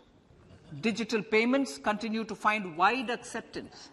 In 2022, they show an increase of 76% in transaction and 91% in value. Fiscal support for this digital public infrastructure will continue in 2023-2024. Azadi Ka Amrit Mahotsav, Mahila Samman Bachat Patra. For commemorating Azadi Ka Amrit Mahotsav, a one-time new small savings scheme, Mahila Samman Savings Patra or Savings Certificate, Mahila Samman Savings Certificate will be made available for a 2-year period up to March 2025. This will offer deposit facility up to 2 lakh in the name of a woman or girls for a tenure of 2 years at fixed interest rate of 7.5% with partial withdrawal option. Senior citizens. The maximum deposit limit for senior citizens savings scheme will be enhanced from 15 lakh to 30 lakhs of rupees. The maximum deposit limit for monthly income account scheme will be enhanced from 4.5 lakh to 9 lakh for single account and from 9 lakh to 15 lakh for joint account.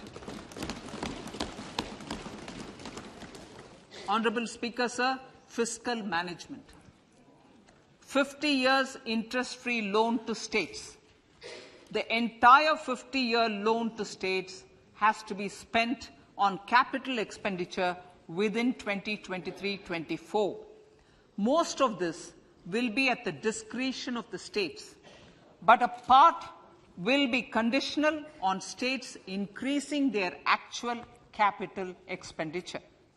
Parts of the outlay will also be linked to or allocated for the following purposes: scrapping old government vehicles, urban planning reforms and actions, financing reforms in urban local bodies to make them credit-worthy for municipal bonds, housing for police personnel above or as part of the police station, constructing unity malls, children and adolescent libraries and digital infrastructure, and state share of capital expenditure of central schemes. Honorable Speaker, sir, fiscal deficit of states.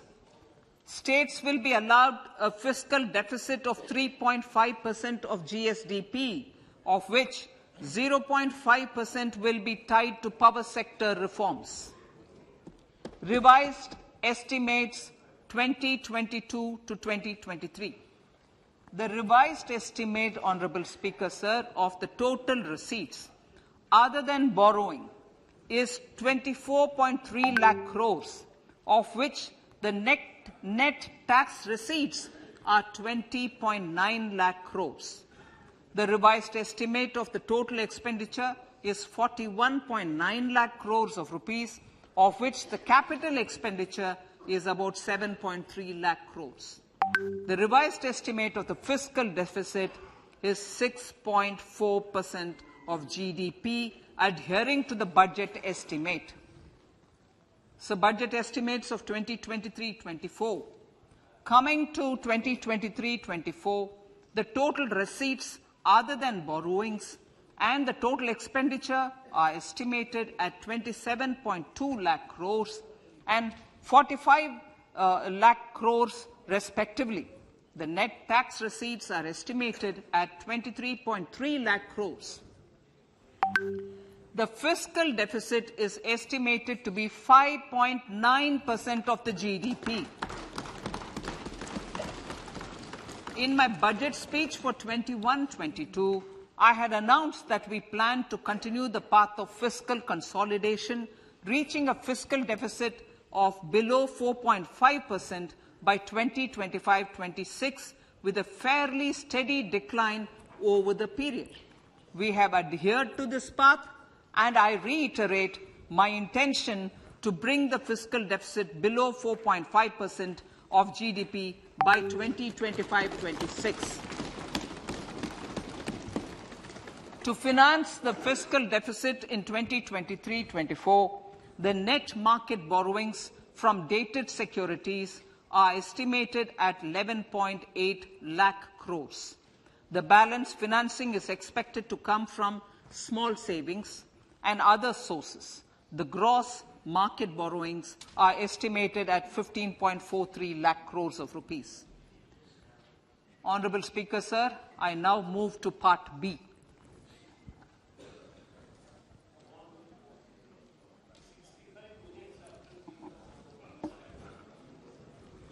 Indirect taxes. My indirect tax proposals will aim to promote exports, boost domestic manufacturing, enhance domestic value addition, encourage green energy and mobility. A simplified tax structure with fewer tax rates helps in reducing compliance burden and improving tax administration. I propose to reduce the number of basic customs duty rates on goods other than textiles and agriculture from 21 to 13. As a result, there are minor changes in the basic custom duties, cesses and surcharges on some items including toys, bicycle, automobiles and naphtha. Green mobility.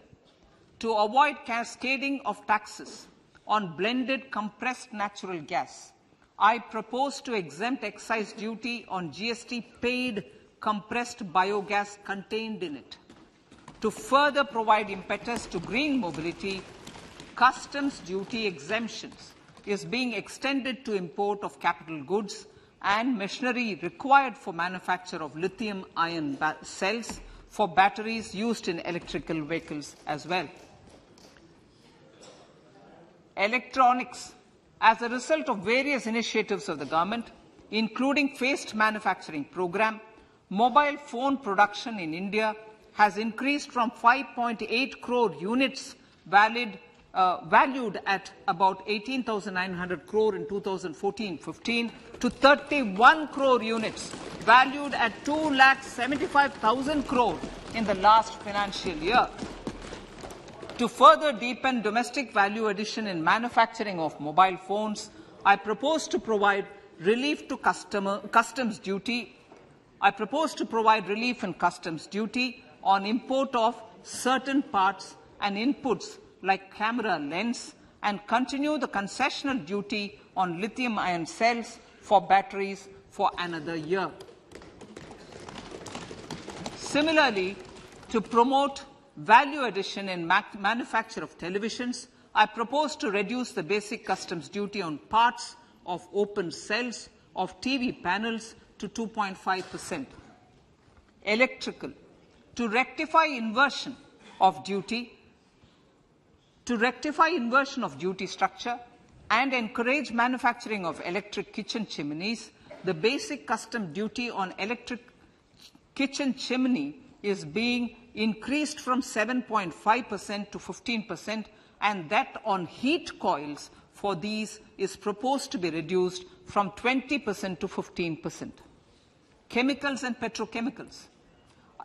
Denatured ethyl alcohol is used in chemical industry. I propose to exempt basic customs duty on it. This will also support the ethanol blending program and facilitate an endeavor for energy transition. Basic customs duty is also being reduced on acid-grade fluorospar from 5% to 2.5% to make the domestic fluorochemicals industry competitive. Further, the basic customs duty on crude glycerin for use in manufacture of epichlorohydrin is proposed to be reduced from 7.5% to 2.5%.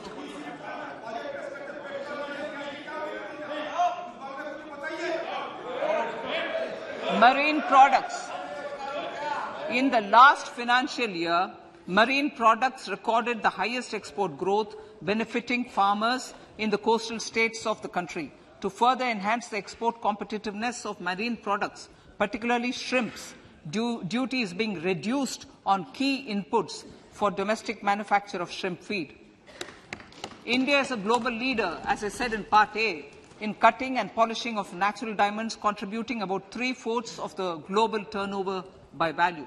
With the depletion of deposits of natural diamonds, the industry is moving towards lab-grown diamonds, and it holds huge promise. To seize this opportunity, I propose to reduce the basic customs duty on seeds used in their manufacture. Customs duties on door or dore and bars of gold and platinum were increased earlier this fiscal. I propose to increase the duties on articles made therefrom to enhance the duty differential. I also propose to increase the import duty on silver doors, bars and articles to align them with that on gold and platinum.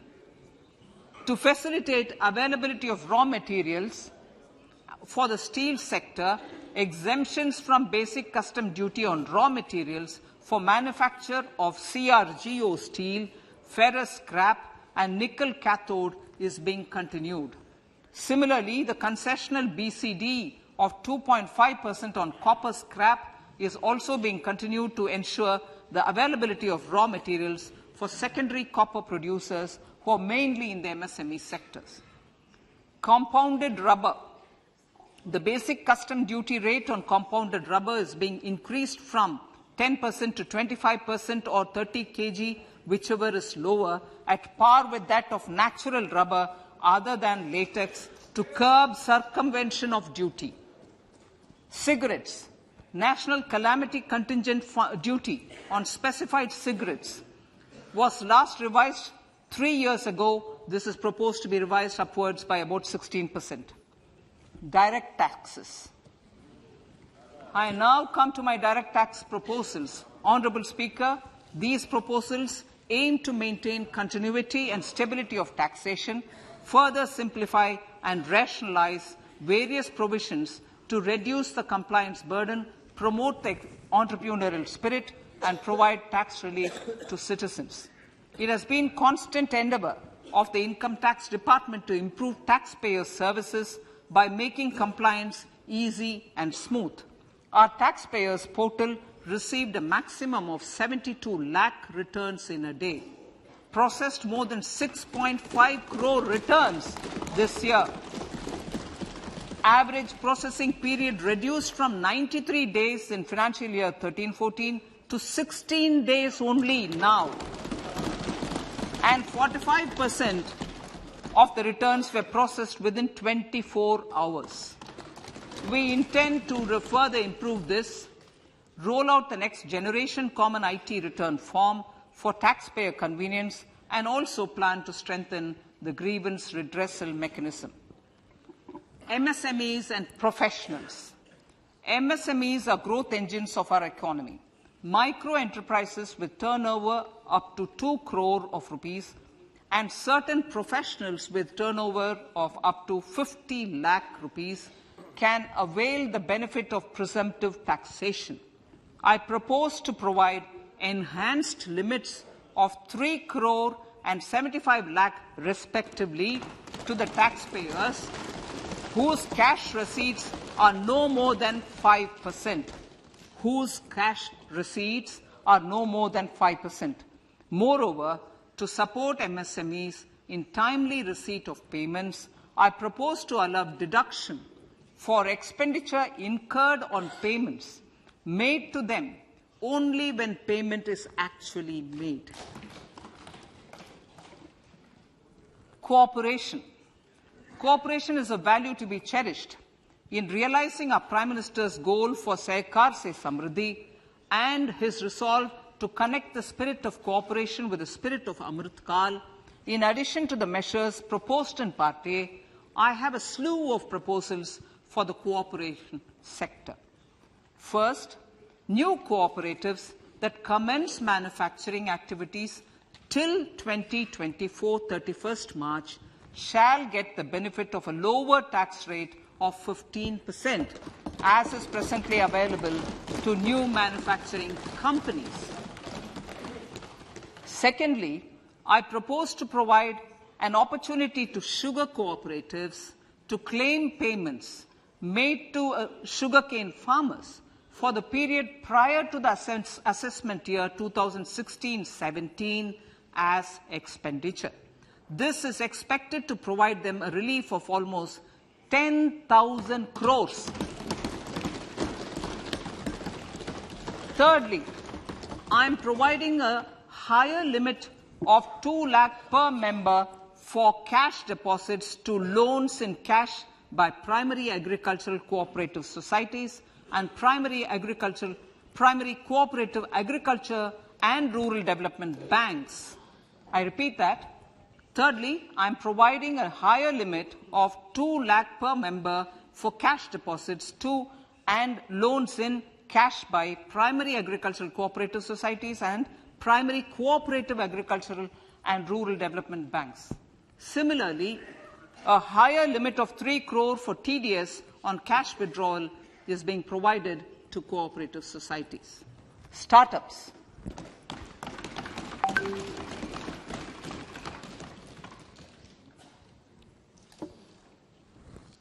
Entrepreneurship is vital for a country's economic development. We have taken a number of measures for startups and they have borne results.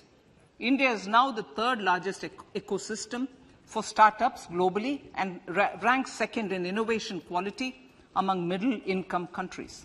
I propose to extend the date of incorporation for income tax benefits to startups from 31/3/2023 to 31/3/2024. I further propose to provide the benefit of carry forward of losses on change of shareholding of startups from 7 years of incorporation to 10 years.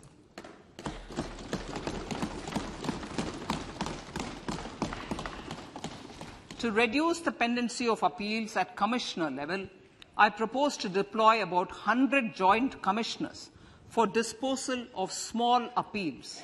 We shall also be more selective in taking up cases for scrutiny of returns already received this year.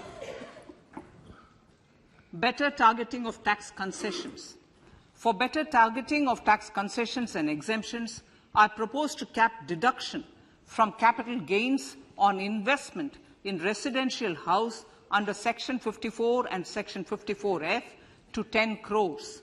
Another proposal with similar intent is to limit income tax exemption from proceeds of insurance policies with very high value. Rationalization. Honourable Speaker, sir, there are a number of proposals relating to rationalization and simplification. Income of authorities, boards and commissions set up by statutes of union or state for the purpose of housing, development of cities, towns and villages, and regulating and developing an activity or matter is proposed to be exempted from income tax. Other major measures in this direction are removing the minimum threshold of 10,000 for TDS and clarifying taxability relating to online gaming, not treating conversion of gold into electronic gold receipts and vice versa as capital gains, reducing the TDS rate from 30% to 20% on taxable portion of EPF withdrawals in non-PAN cases, and taxation on income for market-linked debentures. Other major proposals in the finance bill relate to the following: extension of period of tax benefits to funds relocating to IFSC, GIFT City till 31/3/2025, decriminalization under Section 276A of the Income Tax Act, allowing carry forward of losses on strategic disinvestment, including that of IDBI Bank, and providing EEE status to Agnivir Fund. Personal income tax.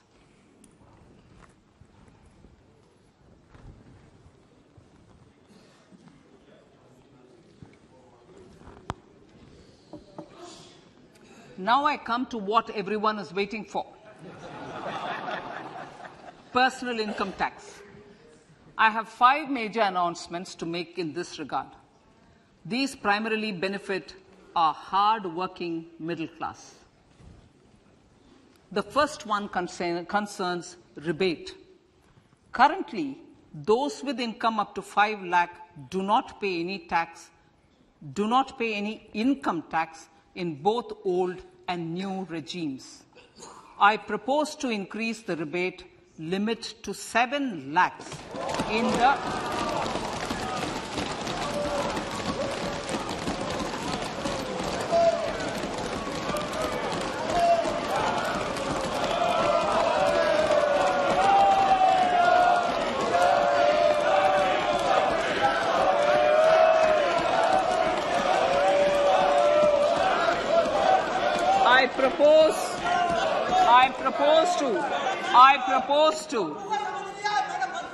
I propose to increase the rebate limit to 7 lakh in the new tax regime.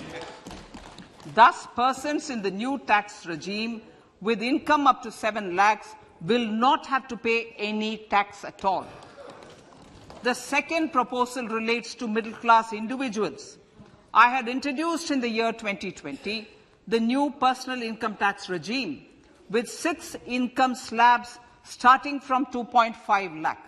I propose to change the tax structure in this regime by reducing the number of slabs to 5 and increasing the tax exemption limit to 3 lakhs. The new tax rates are 0 to 3 lakh, nil. 3 to 6 lakhs, 5%. 6 to 9 lakhs, 10%. 9 to 12 lakh, 15%. 12 to 15 lakhs, 20%. And above 15 lakhs, 30%. This will provide major relief to all taxpayers in the new regime. An individual with an annual income of 9 lakhs will be required to pay only 45,000 rupees. This is only 5% of his or her income. It is a reduction of 25% on what he or she is required to pay now. That is 60,000. So in the place of 60,000, it is now only 45,000.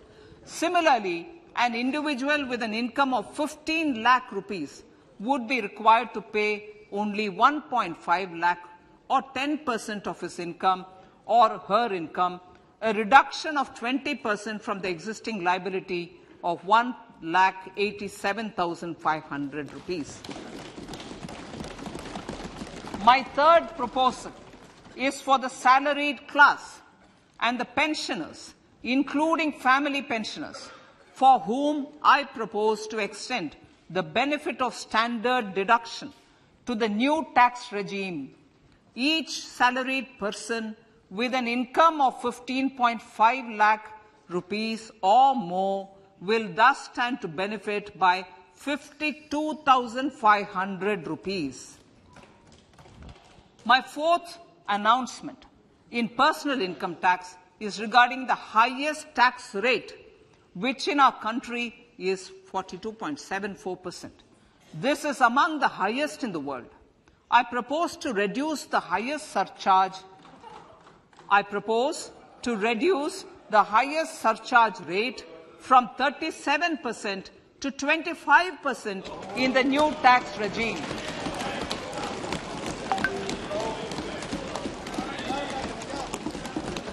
This would result in reduction of the maximum rate.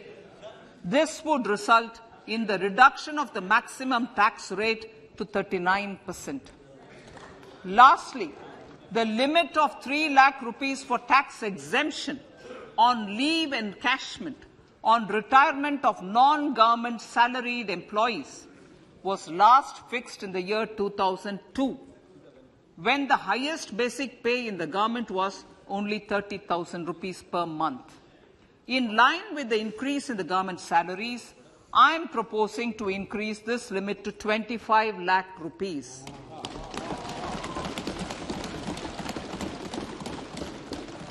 We are also making the new income tax regime as the default tax regime. However, citizens will continue to have the option to avail the benefit of the old tax regime. Apart from these, I am also making some other changes as given in the annexure. As a result of these proposals, revenue of about 38,000 crore to 37,000 crore in direct taxes and rupees 1,000 crore in indirect taxes will be foregone, while revenue of about 3,000 crore will be additionally mobilized. Thus, the total revenue foregone is about 35,000 crores annually. Honorable Speaker, sir, with these words, I commend the budget to this August House.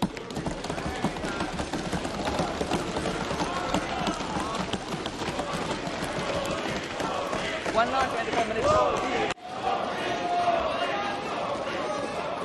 Item number one माननीय item number 2 Shrimati Nirmala Sitharaman ji. Sir, with your permission, I lay on the table of the following statements under Section 3(1) of the Fiscal Responsibility Budget Management Act 2003. 1. Medium-term fiscal policy cum fiscal policy strategy statement and macroeconomic framework statement. माननीय सदस्यगण, जैसा कि आपको समाचार भाग 2 के माध्यम से पहले ही सूचित किया जा चुका है कि माननीय वित्त मंत्री जी के बजट भाषण की प्रतियां हार्ड कॉपी के रूप में उपलब्ध कराई गई है. आप बजट भाषण की अपनी अपनी प्रति प्रकाशन पलक से ले लें. आपको ये भी सूचित किया जाता है कि माननीय मंत्री द्वारा बजट प्रस्तुत किए जाने के पश्चात उसकी प्रतियां आपको मेंबर्स पोर्टल के माध्यम से उपलब्ध करा दी जाएगी. आइटम नंबर 3 माननीय मंत्री जी, वित्त मंत्री जी. Sir, with your permission, I rise to move for leave to introduce the Finance Bill 2023. प्रश्न ये कि विधेयक को पुनर्स्थापित करने की अनुमति प्रदान की जाए. जो सदस्य इसके पक्ष में हाँ कहें, जो सदस्य विरोध में ना कहें. मेरे विचार में निर्णय हाँ वालों के पक्ष में, हाँ वालों के पक्ष में. माननीय मंत्री जी विधेयक को पुनर्स्थापित करें. Sir, I introduce the bill. सभा की कार्रवाई कल गुरुवार दिनांक 2 फरवरी 2023 को प्राप्त 11 बजे तक के लिए स्थगित की जाती है.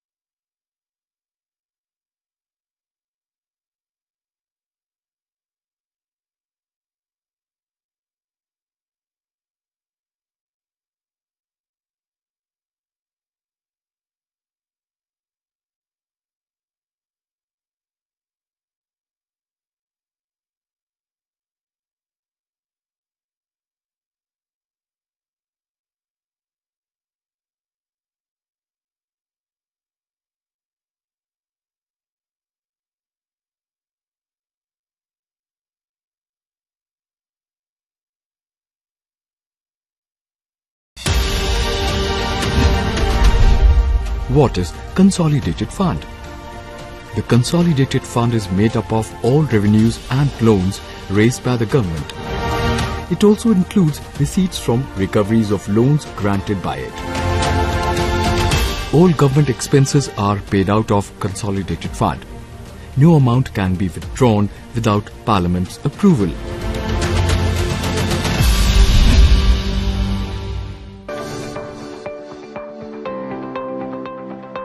संसद की प्रक्रिया.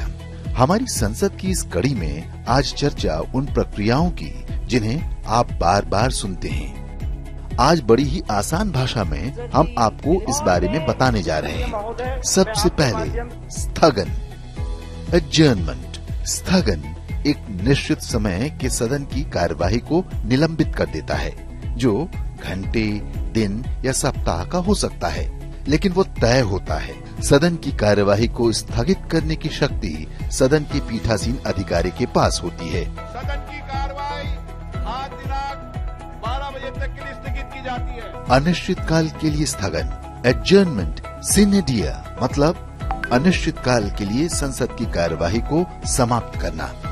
दूसरे शब्दों में, जब सदन कार्यवाही की दोबारा बैठक के लिए कोई दिन या समय सुनिश्चित न हो, उसे ही अनिश्चित काल के लिए स्थगन कहते हैं। सभा की कार्रवाई अनिश्चित काल के लिए स्थगित की जाती है।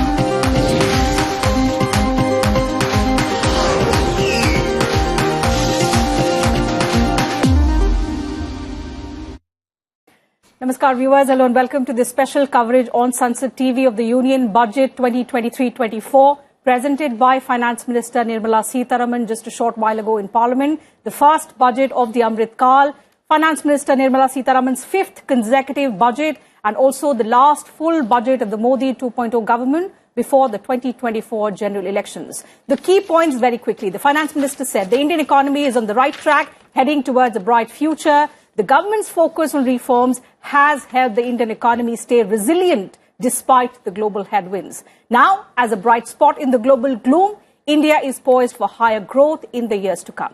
So, for this bright future, the Finance Minister laid the roadmap for future growth and she outlined 7 priorities for the first budget in the Amrit Kal: inclusive development, reaching the last mile, infra and investment, also unleashing the huge potential of India, green growth, youth power, and certain reforms in the financial sector as well, Harsh. So we'll discuss all of these priority areas that Finance Minister Nirmala Sitharaman has announced, and also some tax reliefs that she just announced in the second part of her speech. So with an eminent panel of experts today, we will decode all of these post-budget analysis, the announcements that the Finance Minister has made, Harsh. जी बिल्कुल टीना, आपने बिल्कुल सही कहा कि ये जो 7 priorities Nirmala Sitharaman ने आज अपने बजट प्रपोजल्स में रखे हैं, ये 7 प्रायोरिटीज बिल्कुल उस सप्तऋषि की तरह काम करेंगे। जैसे आकाश में हम देखते हैं कि सप्तऋषि है और वहां से आशीर्वाद दे रहे हैं, और वो ये सारी चीजें का जो विकास होगा वो बहुत ही बेहतरीन तरीके से होगा। इस पर हम चर्चा करेंगे कि ये 7 प्रायोरिटीज क्या क्या हैं जिनका जिक्र आपने किया। लेकिन अभी हमारे साथ स्टूडियो में उपलब्ध हैं AKB, जिन्हें हम कहते हैं, AK भट्टाचार्य साहब, बहुत बहुत स्वागत आपका। आप एडिटोरियल डायरेक्टर हैं बिजनेस स्टैंडर्ड अखबार में, और आम आदमी को कहें कि जिस चीज का बड़ी ही बेसब्री से किसी भी बजट में इंतजार रहता है, खासकर हम कहते हैं वेतन भोगियों के लिए, कान लगाकर सुनते रहते हैं। और वित्त मंत्री के पार्ट B में, जिसमें हम डायरेक्ट टैक्सेस इनडायरेक्ट टैक्सेस की चर्चा करते हैं, उसमें उन्होंने ये तोहफा दे ही दिया है कि 7 लाख तक की अगर आपकी आय है तो आपको कोई टैक्स नहीं देना होगा। आपकी पहली प्रतिक्रिया? देखिए, जो 7 लाख का जो तोहफा है वो तो जरूर है, पर उसके साथ मैं समझता हूं कि सुधार की दृष्टिकोण से अगर आप देखें तो सुधार की दृष्टिकोण से टैक्स व्यवस्था में जो personal individual income tax regime का जो सुधार का जो उन्होंने ऐलान किया है, मैं उसकी सराहना करता हूं। क्योंकि जो 2020 में जो एक ऑल्टरनेटिव टैक्स रिजीम जिसमें कोई एग्जेम्पशंस की कोई न्यू टैक्स रिजीम जिसे हम कहते हैं, न्यू टैक्स रिजीम में कि जो लोगों ने उसको ज्यादा सराहना नहीं, लोगों ने एक्सेप्ट नहीं किया, तो बहुत एक्सेप्टेंस कम था। तो मैं ये समझता हूं कि आज की जो ऐलान किया गया है वो एक ऐसा एक अनाउंसमेंट है जिससे कि लोग अब ये नए टैक्स रिजीम में आ सकते हैं, थोड़ी दिलचस्पी दिखाएंगे। और वित्त मंत्री का भी कहना है कि ये डिफॉल्ट रिजीम बन गया है अब, तो सरकार का भी इसमें पूरी तरह से उसका सपोर्ट है। पर अगर मैं इस बजट में ऑब्वियसली इसकी जो हेडलाइन जो होंगी आम आदमी के लिए, ये जिसकी आपने जिक्र की, पर मैं ये समझता हूं कि जो इस बजट को अगर हमें पूरी तरह से उसको समझना है, इसकी जो मैक्रो इकोनॉमिक फिलोसॉफी है उसको हमें समझना पड़ेगा। और वो मैक्रो इकोनॉमिक फिलोसॉफी मैं समझता हूं कि एक तरफ है वित्तीय अनुशासन, दूसरी तरफ है टैक्स रेजीम का सुधार, और तीसरा और ये है कि उस वित्तीय अनुशासन के अंदर रहते हुए भी जो कैपेक्स में जो 33% का जो इजाफा जो ऐलान किया गया है, मैं समझता हूं ये 3 चीज जो है हमें एक साथ देखना पड़ेगा। और चौथी चीज जो है, आपने जो कहा कि जो टैक्स रिलीफ का है, तो चारों जो स्तंभ जो हैं इस बजट के, उसको हमें पूरी तरह से समझना होगा और पूरी तरह से इसका ऐलान कर, मतलब पूरी तरह से इसका एनालिसिस करना पड़ेगा। एक बात मैं कह दूं कि जो टैक्स कलेक्शंस की जो प्रोजेक्शंस की गई हैं, वो सिर्फ 11-11.5% वृद्धि की कही गई है। तो मैं समझता हूं एक कंजर्वेटिव एस्टिमेट है। तो जो निर्मला सीतारमण जी का जो बजट पिछले 2 साल का बजट हमने देखा है, उस बजट में जो एक अंडर प्रॉमिस और ओवर डिलीवरी का जो एक समन्वय था, वो अभी भी बरकरार है। मैं समझता हूं आमतौर पे ये आपने बहुत इंपॉर्टेंट बात कही थी ना कि आमतौर पे प्रोजेक्शन बहुत ऊपर होता है और एक्चुअल जब डिलीवरी होती थी तो बहुत नीचे होती थी। हमने 2014 से पहले में उसी तरह से उन्होंने जो वित्तीय जो घाटा का जो ऐलान किया इस साल का, उन्होंने 6.4% का ही दिखाया है उन्होंने। जी बिल्कुल, तो बिल्कुल। क्योंकि वो इजीली वो उन्होंने जो खर्चे की जो उसके ऊपर जो रोक लगाई है और कैपेक्स को तभी बढ़ाया है उन्होंने। मैं समझता हूं ये एक प्रैग्मेटिज्म है और स्टेट्स को उन्होंने इस बार मैं समझता हूं कि और भी थोड़ी बहुत छूट दी है। सरचार्ज की घटाना स्टेट को भागीदार बनाया। हाँ, स्टेट्स को उतना नुकसान नहीं होगा। ये नुकसान जो होगा सरचार्ज को घटाने से, जो एकदम जो हाई एंड जो HNI इंडिविजुअल जो हैं उनका 42.7 से 39% में ले जाना, ये अपने सेंटर ने अपना हिट लिया है। ये तो स्टेट्स को उतना हिट नहीं होगा। अशोक, इसको माइक्रो लेवल पे हम डिस्कस करेंगे टीना, लेकिन इन्होंने जो अशोक ने खास बात बताई वो ये है, अगर हम देखें जो 7 सप्तऋषियों की बात आप कह रही थी, उनमें सबसे इंपॉर्टेंट जो मुझे लगता है, क्योंकि निर्मला जी ने एक बात बहुत साफ तौर पर कही है कि अमृतकाल का पहला बजट है, पहली सीढ़ी है। हमें अगले 25 साल जाना है, जब भारत 2047 में आजाद भारत 100 वर्ष का हो जाएगा, उसकी प्रथम सीढ़ी है। और इसमें इंफ्रास्ट्रक्चर एंड कैपिटल इन्वेस्टमेंट जो है, कैपेक्स जिसे हम कहते हैं, वो 33% उसमें इजाफा दिया गया है। 10 लाख करोड़ से बढ़ाते हुए अब इसे 13.7 लाख करोड़ किया गया है। और ये इतना इंपॉर्टेंट फैक्टर है कि न सिर्फ इससे रोजगार के अवसर बढ़ेंगे, जो सरकार की अभी प्राथमिकताओं में एक है, बल्कि हर दिशा में विकास होगा। और जो सरकार का कहना है कि समावेशी विकास हो और हम अंतिम पंक्ति तक के लोगों तक पहुंचे, उसके लिए ये बहुत इंपॉर्टेंट है और हम उम्मीद कर रहे थे कि ये बढ़ेगा। We'll continue, and Mr. Bhattacharya, I'll come back to you. But in the meanwhile, let me also introduce another guest who's joining us in the studio, Professor Charan Singh, CEO, IGROW Foundation. Before we proceed and discuss, analyze each of these aspects, the 7 key priorities that the finance minister had laid across, Professor, your first remarks on the budget. Do you see the finance minister building up on the reforms that this government has done over the years? Or it's a more forward-looking, capitalizing and sort of, laying a roadmap for India at 100? Absolutely. It's an excellent budget. This is amazing how she has achieved it. The first and foremost thing, as I look as an economic professor, is growth. And this is growth-oriented. And that is reflecting from her figures directly. If the gross fiscal deficit is coming down from 6.4% to 5.9%, it is obvious that there is tax collection is high, tax buoyancy is there, and growth is being recorded. If I look at the sectoral analysis that she has presented today, she has taken care of the employment, she has taken care of women, female labor force participation in the country is very low. She is using the self-help groups to increase that, increase entrepreneurship amongst the women. She has taken care of the youth. She has spoken about the startups. I think this is an amazing budget. And the most important thing when you talk about growth-oriented budget is the tax slabs. And she has taken care of the personal income tax too. So my first reaction is this is a budget which will take care of the industry because of infrastructure. It will take care of individuals, entrepreneurship because the tax slabs are low now. She has given concessions even to the senior citizens. So that means the banking sector will also benefit. In any growth model, they'll tell you 2 things, finance and employment. On the finance, she has again spoken about the financial sector. India, as it is a very stable financial stability is very high. But she has spoken about the financial sector and she says they're going to revisit the banking and the non-banking and the RBI Act and look at how they can strengthen the financial system. So to me, my overall reaction would be this budget gets 11 out of 10. Okay, Professor, the fact that, when we talk about inclusive growth and the prominent role going forth of women and youth particularly. So what are the new initiatives that the finance minister has sort of, laid out to increase the participation of not just more and more women, but also to capitalize on the advantage of demographic dividend for India? Yeah, exactly. The startup incentives that she's given, even in the tax slabs that she has said that if you're doing entrepreneurship, I'm going to enhance from 7 to 10 years. There's a tax benefit there. I think that's amazing. Now, quite a bit of youth get employed, self-employment. And on the self-employment too, she has given concessions there. On MSMEs, she is announcing concessions. So this is where I think the youth is going to get engaged actively into the whole system. There has been emphasis on digital thing. And please remember, the youth are far more comfortable with the digital world. And therein also I see lots of things happening there.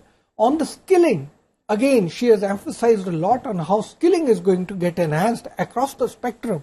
I think that is going to help again the youth. So to me, female labor force participation and the youth, which taps the demographic dividend of the country, is rightly placed by the FM. बिल्कुल। और अशोक, हम आगे बढ़ते हैं, इस पे थोड़ी सी micro economics पे आते हैं।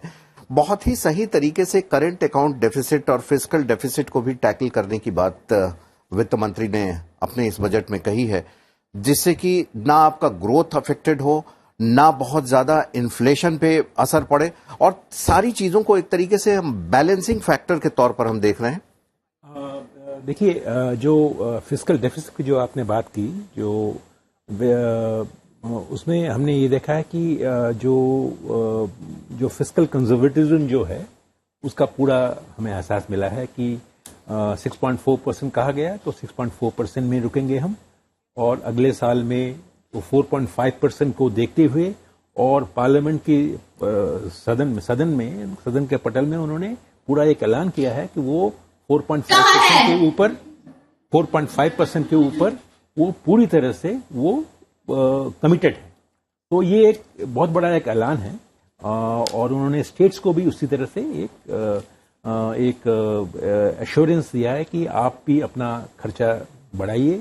0.5% जो आपकी जो फिस्कल डेफिसिट की टारगेट है 3.5%, वो लिंक्ड रहेगी किस तरह से आप पावर सेक्टर रिफॉर्म्स करते हैं। तो ये सारे जो रिफॉर्म लिंक्ड जो एलोकेशंस जो हैं स्टेट्स के लिए, ये मैं समझता हूं कि ये एक बहुत बड़ा एक अच्छा एक इंडिकेशन है।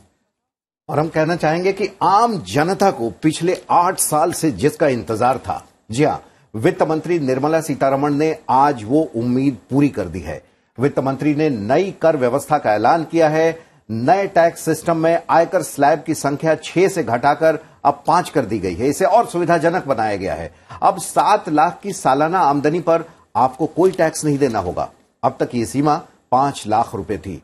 नए टैक्स सिस्टम के मुताबिक 3 से 6 लाख तक की कमाई पर 5% टैक्स। अगर आपकी कमाई 6 लाख से 9 लाख रुपए के बीच है तो आपको 10% की दर से टैक्स देना होगा।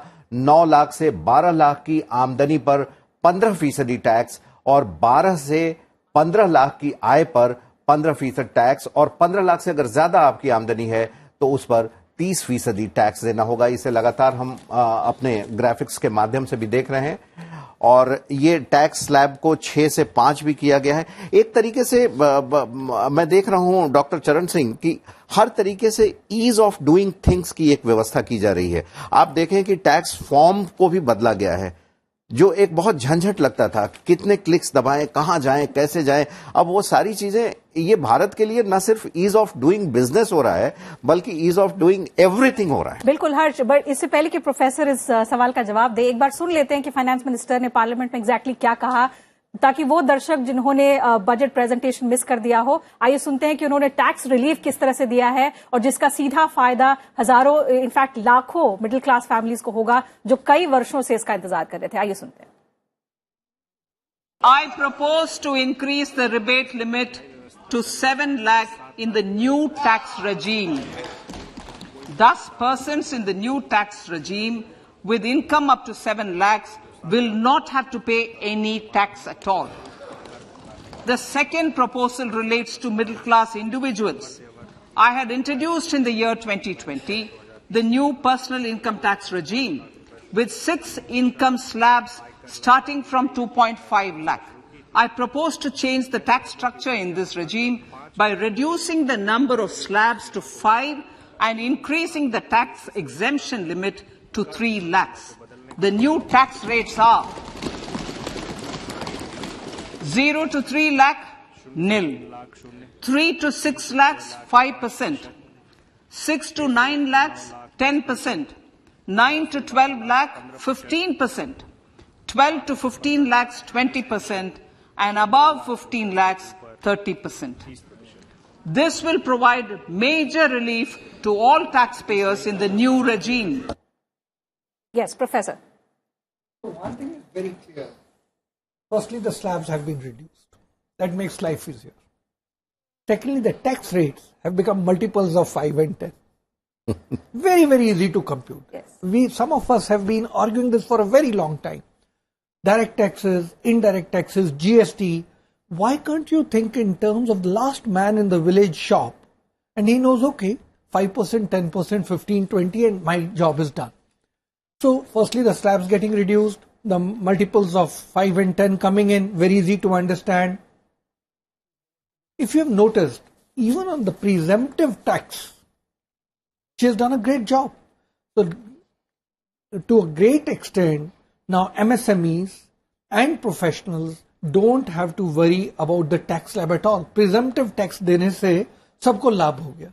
तो मुझे लगता है कि जो अच्छा उसके ऊपर द पीक टैक्स रेट जो 42.5% था उसको रिड्यूस किया एंड 37 से 25% किया. उससे भी अगेन अ मल्टीपल ऑफ 5. तो मुझे लग रहा है कि जो आपने ठीक कहा कि ईज ऑफ डूइंग बिजनेस की जगह ईज ऑफ डूइंग एवरीथिंग. तो जो टैक्स से एक डर लगता था कि कैसे कैलकुलेट करना है, कितना होगा, किस परसेंट, वो सब नहीं रहा. सीधा एक स्टैंडर्ड डिडक्शन दे दिया. स्टैंडर्ड डिडक्शन के ऊपर ये मेरी इनकम है 5% या 10% या 15% से उसको मैं कैलकुलेट कर सकता हूँ. तो इकोनॉमिक्स में एक लेफर कर्व का कॉन्सेप्ट होता है. आमतौर पर लोग डरते हैं कि अगर टैक्स रेट कम हो गया तो रेवेन्यू कम हो जाएगा, पर यहां पर वो बात नहीं हो रही है. टैक्स रेट सिंप्लीफिकेशन से ज्यादा लोग आ जाते हैं, टैक्स देते हैं, टोटल रेवेन्यू कलेक्शन ज्यादातर आगे ज्यादा बढ़ जाता है. तो मुझे लगता है इस टाइम पे सरकार ने यही चीज मन में रखी है कि टैक्स स्लैब्स को कम करके सिंप्लीफाई करके. वैसे ही वित्त मंत्री जी ने उस टाइम पे ये भी बीच में अपनी भाषण स्पीच में कहा कि किस तरीके से हम लोग 90 डेज से 16 डेज तक ले आए हैं प्रोसेसिंग, और कुछ तो हम लोग विद इन 24 आवर्स कर देते हैं. तो उससे टैक्स पेयर को भी एक विश्वास बन जाता है with in a short time. अब ज्यादा इंतजार करने की जरूरत नहीं रहती है. मैंने खुद कैलकुलेट किया है और अभी मुझे 24 घंटों में या कम से कम 15 दिन में पता लग जाएगा कि मेरा टैक्स सबमिशन ठीक रहा है कि नहीं. तो tax administration in general I think has been simplified. Okay, a related question, Mr. Bhattacharya, I'll take from you, because now the new tax regime becomes the default system. Is it still possible to avail the benefits of the old tax regime? Has the finance minister made that clear also? The indication that I got from the finance, we have to look into the finance bill to get a clear answer. But the indication is that the government will treat the new tax regime as the default regime, but the old regime does not go away. But if you compare the tax rates and the slabs under the new regime, you will see that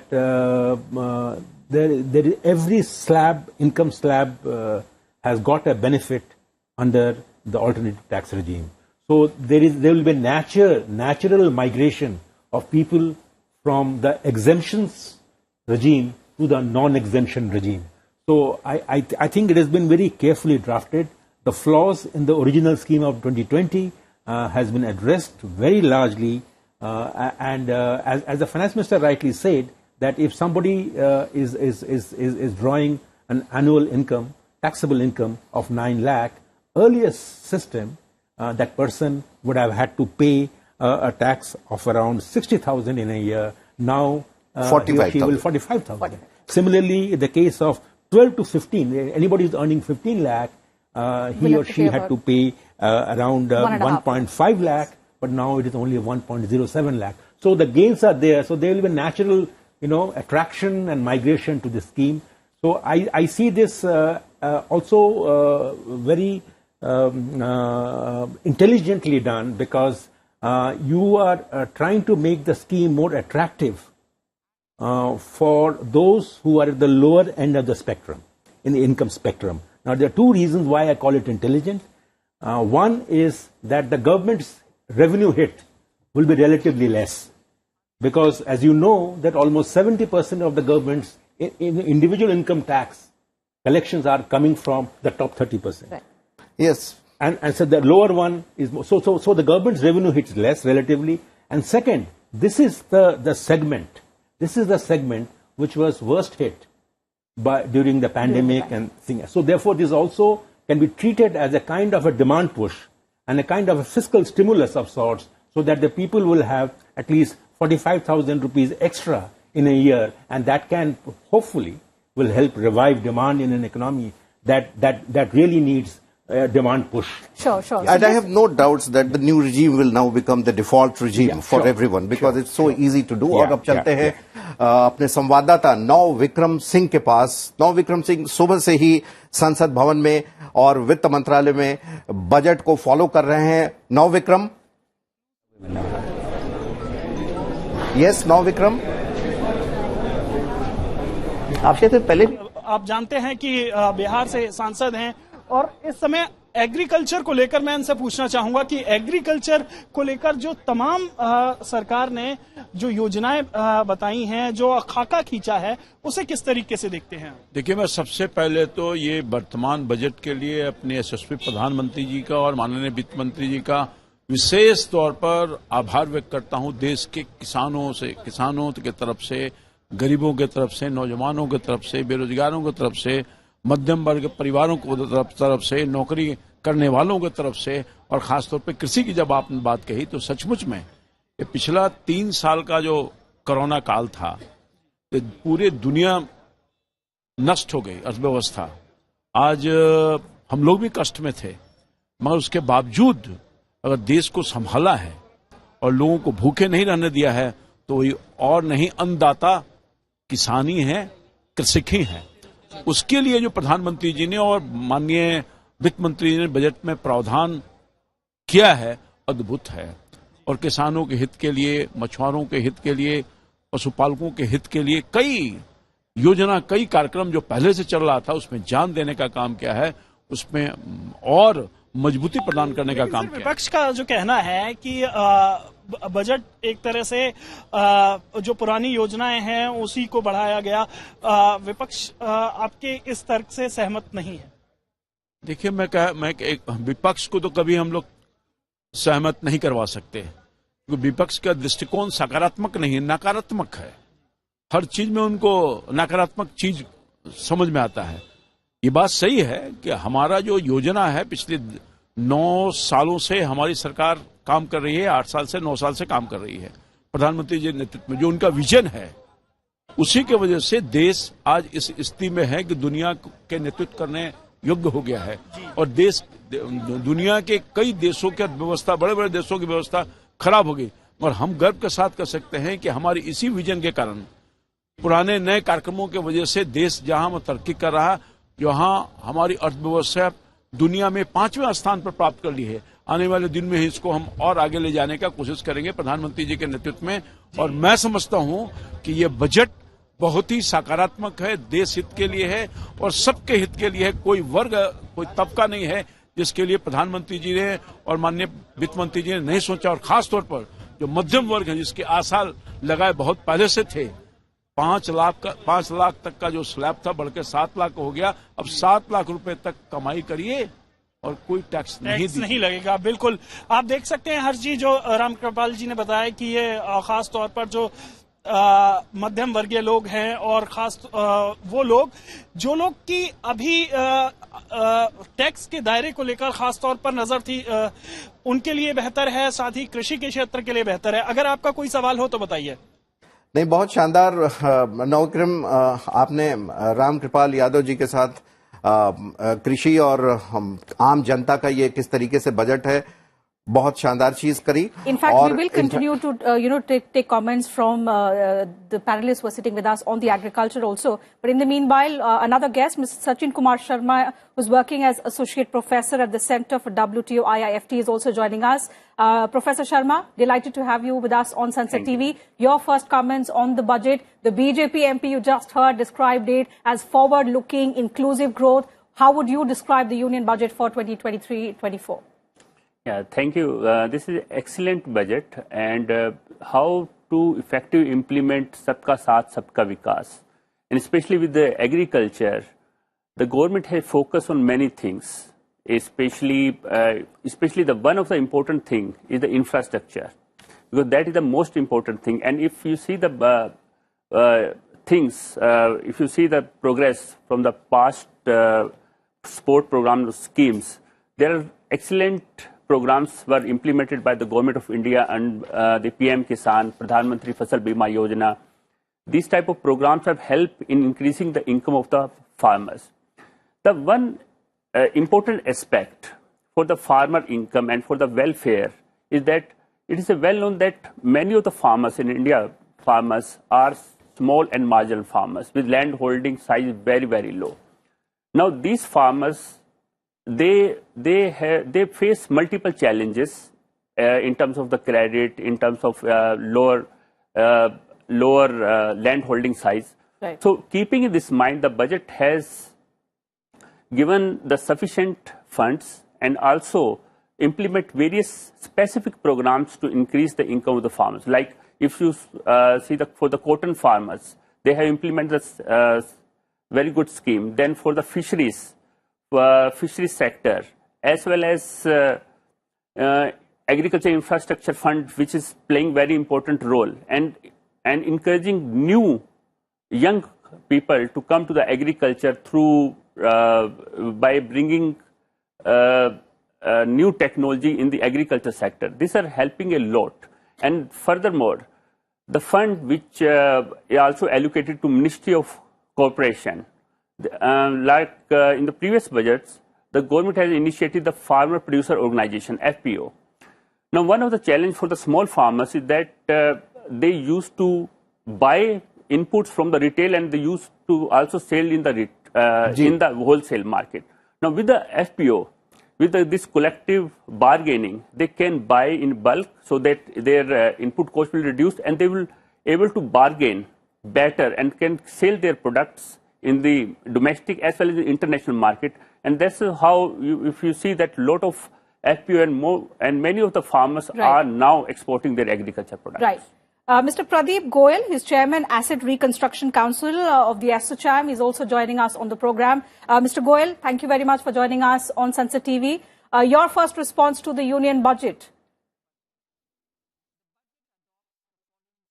कोई बात नहीं अशोक, आपके अखबार में market has cheered up और मैं अभी यहाँ पे ऑनलाइन देख सकता हूँ the Sensex has surged almost more than 1,200 points और ये 60,745 पर कर रहा है. Nifty almost about to reach 1800 marks. क्या हेडलाइन होगी आपकी? हेडलाइन तो मैं आपको नहीं बताऊंगा पर मैं आपको ये कह सकता हूं कि इसका कारण बहुत साफ है. दो तीन जो अनाउंसमेंट हुए पीएम आवास योजना में 66% की इंक्रीज की गई है. वो कंस्ट्रक्शन सेक्टर को और specially in the rural India, इसमें both for jobs as well as for companies getting businesses in this PM Awas Yojana में बहुत बड़ा एक भारी होगा. दूसरी बात, railways outlay, capex outlay is one of the highest eight 2.4 lakh crore.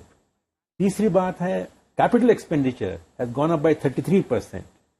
चौथी बात है जो कस्टम्स ड्यूटी जो है उसके रेट्स 33 से 13 ला गए हैं. तो ये बहुत बड़ा एक इससे सरकार ने ज्यादा रेवेन्यू उसमें प्रपोज नहीं किया. मैं देख रहा था कस्टम्स रेवेन्यू बढ़ेगा कि नहीं, पर उसमें लगता है कि रिफॉर्म का जो सुगंध मुझे मिल रहा है ये एक अच्छी खबर है. और फाइनल मैं जो कहूंगा कि जो इनकम टैक्स रिलीफ जो दिया गया है वो मैं समझता हूं वो डिमांड के लिए काफी लाभदायक। लोगों की जेब में अशोक पैसे आएंगे, इस बार ज्यादा आएंगे। और जो हमने देखा कि पिछले 2 वर्षों में जिस तरीके से डोमेस्टिक इन्वेस्टर्स का पार्टिसिपेशन शेयर मार्केट में बढ़ा है, और ये भी वजह है कि ग्लोबल सुस्ती और मंदी के बावजूद दुनिया के मार्केट्स जब नीचे जा रहे होते हैं, हमारे शेयर मार्केट पे बहुत ज्यादा असर नहीं पड़ता है। और एक फाइनल बात, जो एक रवैया चल रहा था कि वो कैपिटल गेन्स टैक्स रिजीम में बदलाव लाएंगे, कुछ नहीं हुआ उसके ऊपर। तो इससे भी स्टॉक मार्केट को बहुत राहत मिली है, क्योंकि कैपिटल गेन्स टैक्स रिजीम का जो चेंजेस अगर बजट में होता, वो चेंजेस जरूरी हैं, पर वो अगर एक एक्सपर्ट कमेटी के कंसल्टेशंस के बाद बजट के बाहर हो, वो मैं समझता हूं कि वो भी एक बहुत ही एक इंटेलिजेंट एंड प्रैग्मेटिक मूव रहा है। बिल्कुल। प्रोफेसर चरण सिंह, आपसे इसी को आगे बढ़ाते हुए ये जानना चाहेंगे कि अक्सर पहले हमें देखने में आता था कि न्यूज बेस्ड, हम किसी स्टॉक कंपनी का नाम नहीं लेंगे, लेकिन न्यूज बेस्ड मार्केट फॉल हो जाता था। लेकिन अब कुछ खबरें आती भी हैं, लेकिन मार्केट में इतना रोबस्ट है, मार्केट इतने स्ट्रांग फंडामेंटल्स हैं हमारे कि बहुत फर्क नहीं पड़ता। देखिए 1200 पॉइंट्स अभी मार्केट बढ़े हुए हैं। उसका एक कारण है। अब बजट में देखिए, आप एग्रीकल्चर की बात कर रहे थे, आपने कभी सोचा कि एग्रीकल्चर में एक्सेलरेटर प्रोसेस शुरू कर दिया जाएगा और सेंटर ऑफ एक्सीलेंस को कहा जाएगा कि इस पे काम करो? मिलेट्स पे अभी नई रिसर्च शुरू होगी और कैसे उसको एक्सपोर्ट किया जाएगा। नेचुरल फार्मिंग की बात हो रही है, फिशर्स को सपोर्ट कर रहे हैं, केमिकल्स फार्मिंग से हटाकर गोवर्धन की बात हो रही है। अगर इतने इनोवेटिव आइडियाज आएंगे जो हर तरीके से हर एक को हर प्रकार से जिसका फायदा होगा, स्टॉक मार्केट तो पॉजिटिवली रिएक्ट करेगी। तो पिछले 8 साल में मैंने एक चीज और देखी है, एक चीज सबके मन में स्पष्ट है, क्लियर है, कि पॉजिटिव इम्पल्सेस सिस्टमैटिकली इकोनॉमी में रिलीज किए जा रहे हैं। सिक्वेंशियली ग्रोथ को आगे बढ़ाया, नी जर्क रिएक्शन नहीं हो रहे हैं, करके भूल के वो नहीं हो रहा है। आप देखिए, शुरू की पहली बजट स्पीच के शुरू में वित्त मंत्री ने कह दिया कि जो हम पीछे करते हैं उसी को हम आगे बढ़ा रहे हैं। आगे बढ़ाने के अलावा अब एक विचार सबके मन में बैठ गया है। जब नए प्रधानमंत्री आए थे तो उन्होंने $5 ट्रिलियन इकोनॉमी की बात की, कोविड हो गया, सब समझ गए, पर प्रधानमंत्री जी ने अपना स्तर और यार्डस्टिक इतना ऊंचा कर दिया है कि अगले 25 साल में हम कहां जाएंगे उसके बारे में सब सोच रहे हैं। इंफ्रास्ट्रक्चर की ग्रोथ की बात हो रही है। इस बार कैपिटल एक्सपेंडिचर का लिमिट देखिए कैसे उन्होंने कैपिटल एक्सपेंडिचर बढ़ाया है। इसके अलावा हमने कह दिया कि ग्रॉस फिस्कल डेफिसिट 6.4 से 5.9 आ रहा है, पर आप ध्यान से देखिए उसमें करेक्शन कहां हो रहा है, रेवेन्यू डेफिसिट कम हो रहा है जी। तो इसका साफ मतलब है कि जिस तरीके का बजट आ रहा है और जिस तरीके का फोकस है या जिस तरीके की नीति बन रही है, उससे सबका उत्साह बढ़ रहा है। ये तो बड़ा प्रोग्रेसिव बजट है और ये बड़ा मल्टीप्लायर इफेक्ट लेके आएगा। And to make it more inclusive, Professor Sharma, what the finance minister has announced in the field of agriculture is some kind of agriculture fund, actually investment to the agri startups which are going to work now in rural areas, focusing more on the problems faced by farmers, providing them solutions. So how big a game changer is that going to be, including the young startup culture, infusing their energy into finding solutions of the farmers in rural areas?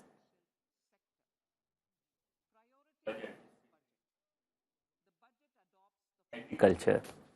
The government has encouraged that young people come, and also they bring the technology, they bring the innovation, and also to address the challenges which are faced by agriculture sector. Now for these new startups are coming. If you see in the previous budget as well, this is the continued process that more and more people are coming to address the challenges, like you have the drone system, smart agriculture, which is increasing the income. Then along with the farmer producer organization, then providing concessional credit, as well as implementing agriculture infrastructure fund. So all these are encouraging many people to come to agriculture and bring their innovative ideas and effectively implement, so that the farm income, the actual person, the farmer's income should also be increased very fast. And these are the new startups. They are like drip irrigation, how much fertilizer needed for specific soil. All these are small things, but it's bringing a big change in agriculture. And that's why the Indian agriculture export has reached $50 billion US. So this is an excellent things which is happening at the moment. Thank you.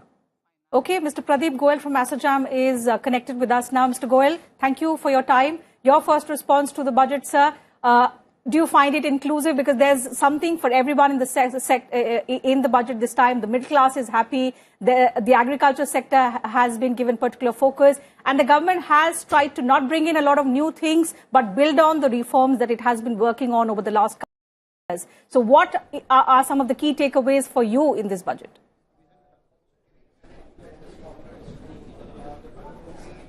Mr. Pradeep Goel, am I audible to you? Yeah, thank you very much for inviting me today and asking me over for. Yeah, yes, you are audible. Am I audible? Please yes, continue. yes. Yeah, please continue. Am I audible? Carry on, Mr. Goel. Yes. Ma'am, am I audible? Loud and clear, Mr. Goel. Carry on. Ma'am, am I audible? Ma'am, can you hear me? Wonderful. Yeah. Thank you for inviting me today. Thank you for inviting me today. Budget 2023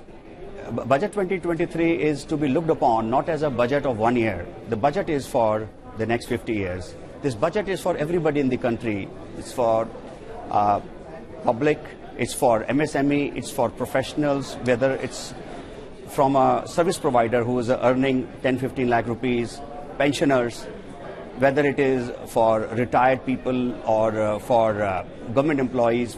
So it's for everybody. So I think this budget is covering 100% of the countrymen, providing facilities for agriculture, credit schemes.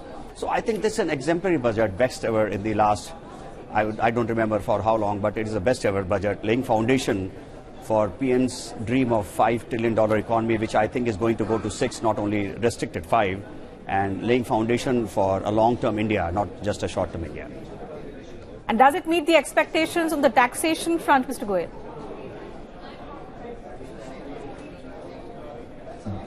This budget also covers the futuristic vision. Taxation front, I think the budget has been very caring for everybody. For example, as I already said, for pensioners, there has been benefits given to the pensioners. There is benefits given to the elderly, the benefits given to the individuals. I think, as I already said, there's everything for everybody in the budget, whether it is by way of taxes, by way of economic growth, by way of fruits, which will come out of this exemplary budget in the long term. Vision of green energy will also give the quality of life in the way of the living environment that we live in this world, on this planet, in the long term. I think, I would say it's a long-term budget for everybody in the country. Okay. Professor Singh, you just heard Mr. Goel describe it as a very, very futuristic budget. When we talk about it being futuristic, the finance minister did also mention how she and her government want to promote the artificial intelligence in India, and for which some amount of fund, 3 centers of excellence have been announced. What are the areas in which you see AI being used extensively in India, incorporating that in India's growth story? Means, to me, when he said it is an all-round budget and everybody is benefiting, one thing, and he did mention about the industry and MSMEs, if you look at the credit guarantee scheme that's been extended, again, labor-oriented. Now, if you talk about the specific question of artificial intelligence and machine learning, immense scope, immense. It can happen in banking, it can happen in health, it can happen in education, and the very fact that digital stamp is being so seriously used in the country and extensively the infrastructure is being laid out, artificial intelligence and machine learning will become the buzzword. Many times I feel India may not have to walk through the growth path, and it may leapfrog. Given the demographic dividend that we have, it may leapfrog. The FM said we have moved from the 10th position to the 5th position in a span of about 8 years. There's a possibility, if we are able to properly explore the digital world and combine the artificial intelligence and machine learning and bring it into banking, health and education, we could leapfrog much further. That's the advantage Japan had, technology. And this is exactly the advantage we are looking forward to. So I think by her establishing, bringing it in focus, the artificial intelligence and asking the centers to work on it is going to help the country a lot. To my mind, it's also a time, because we are holding the presidency of G20 now. It showcases to the world how fiscal policy can be prudently used for technological development and engaging the young population, engaging their fascination. Absolutely. I think that also is the role or the thought which she has in her mind while formulating this budget. अगर हम ये कहें कि ये budget किसानों को, महिलाओं को और वेतन भोगियों को एक तरीके से समर्पित है, खास तौर पे बाकी चीजों का भी पूरा ख्याल रखा गया है।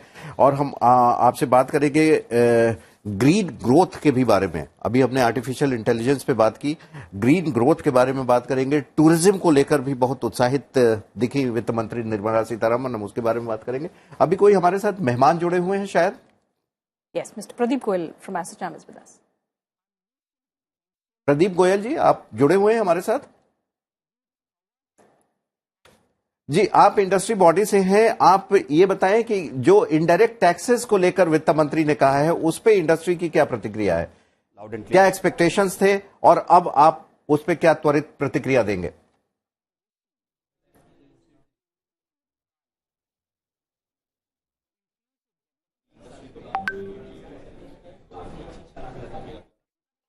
बहुत ज्यादा नहीं थे for lowering of tax rates. Already हमारा tax rate in India is very very competitive as far as the industry goes.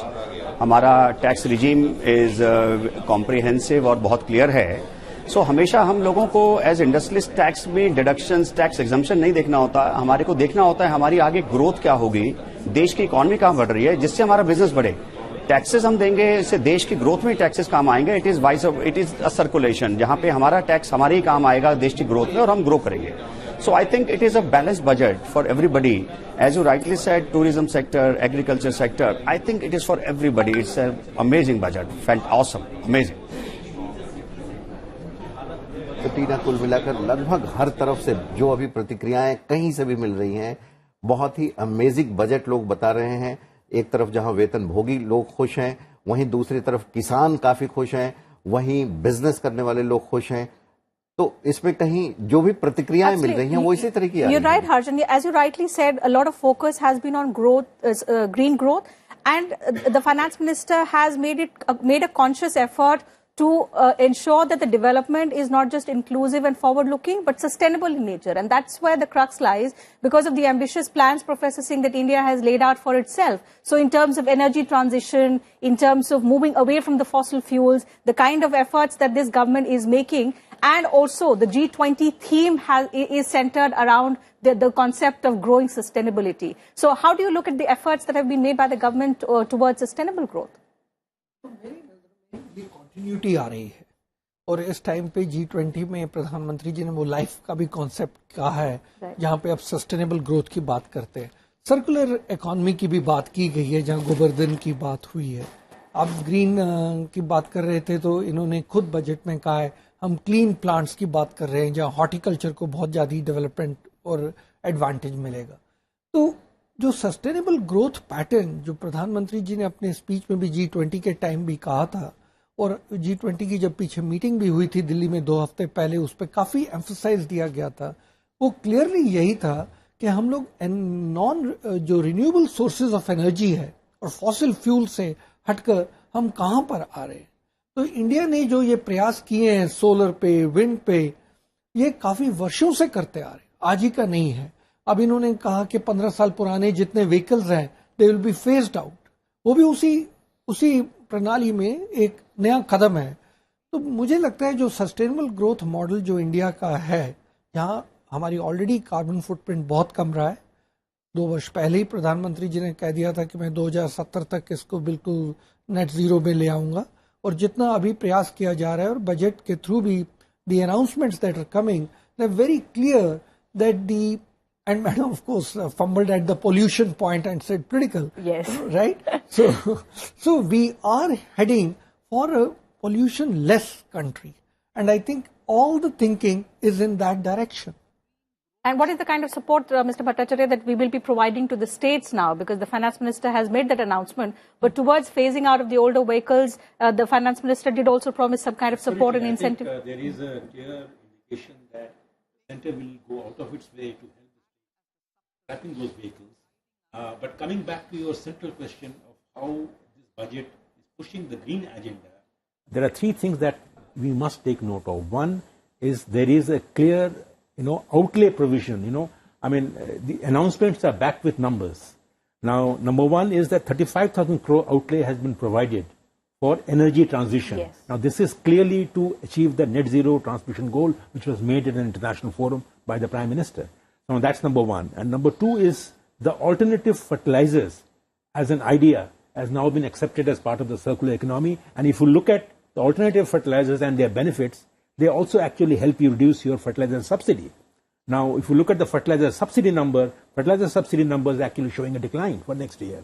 So clearly, the government is actually looking at it not just merely by way of announcing, but looking at it from the way those announcements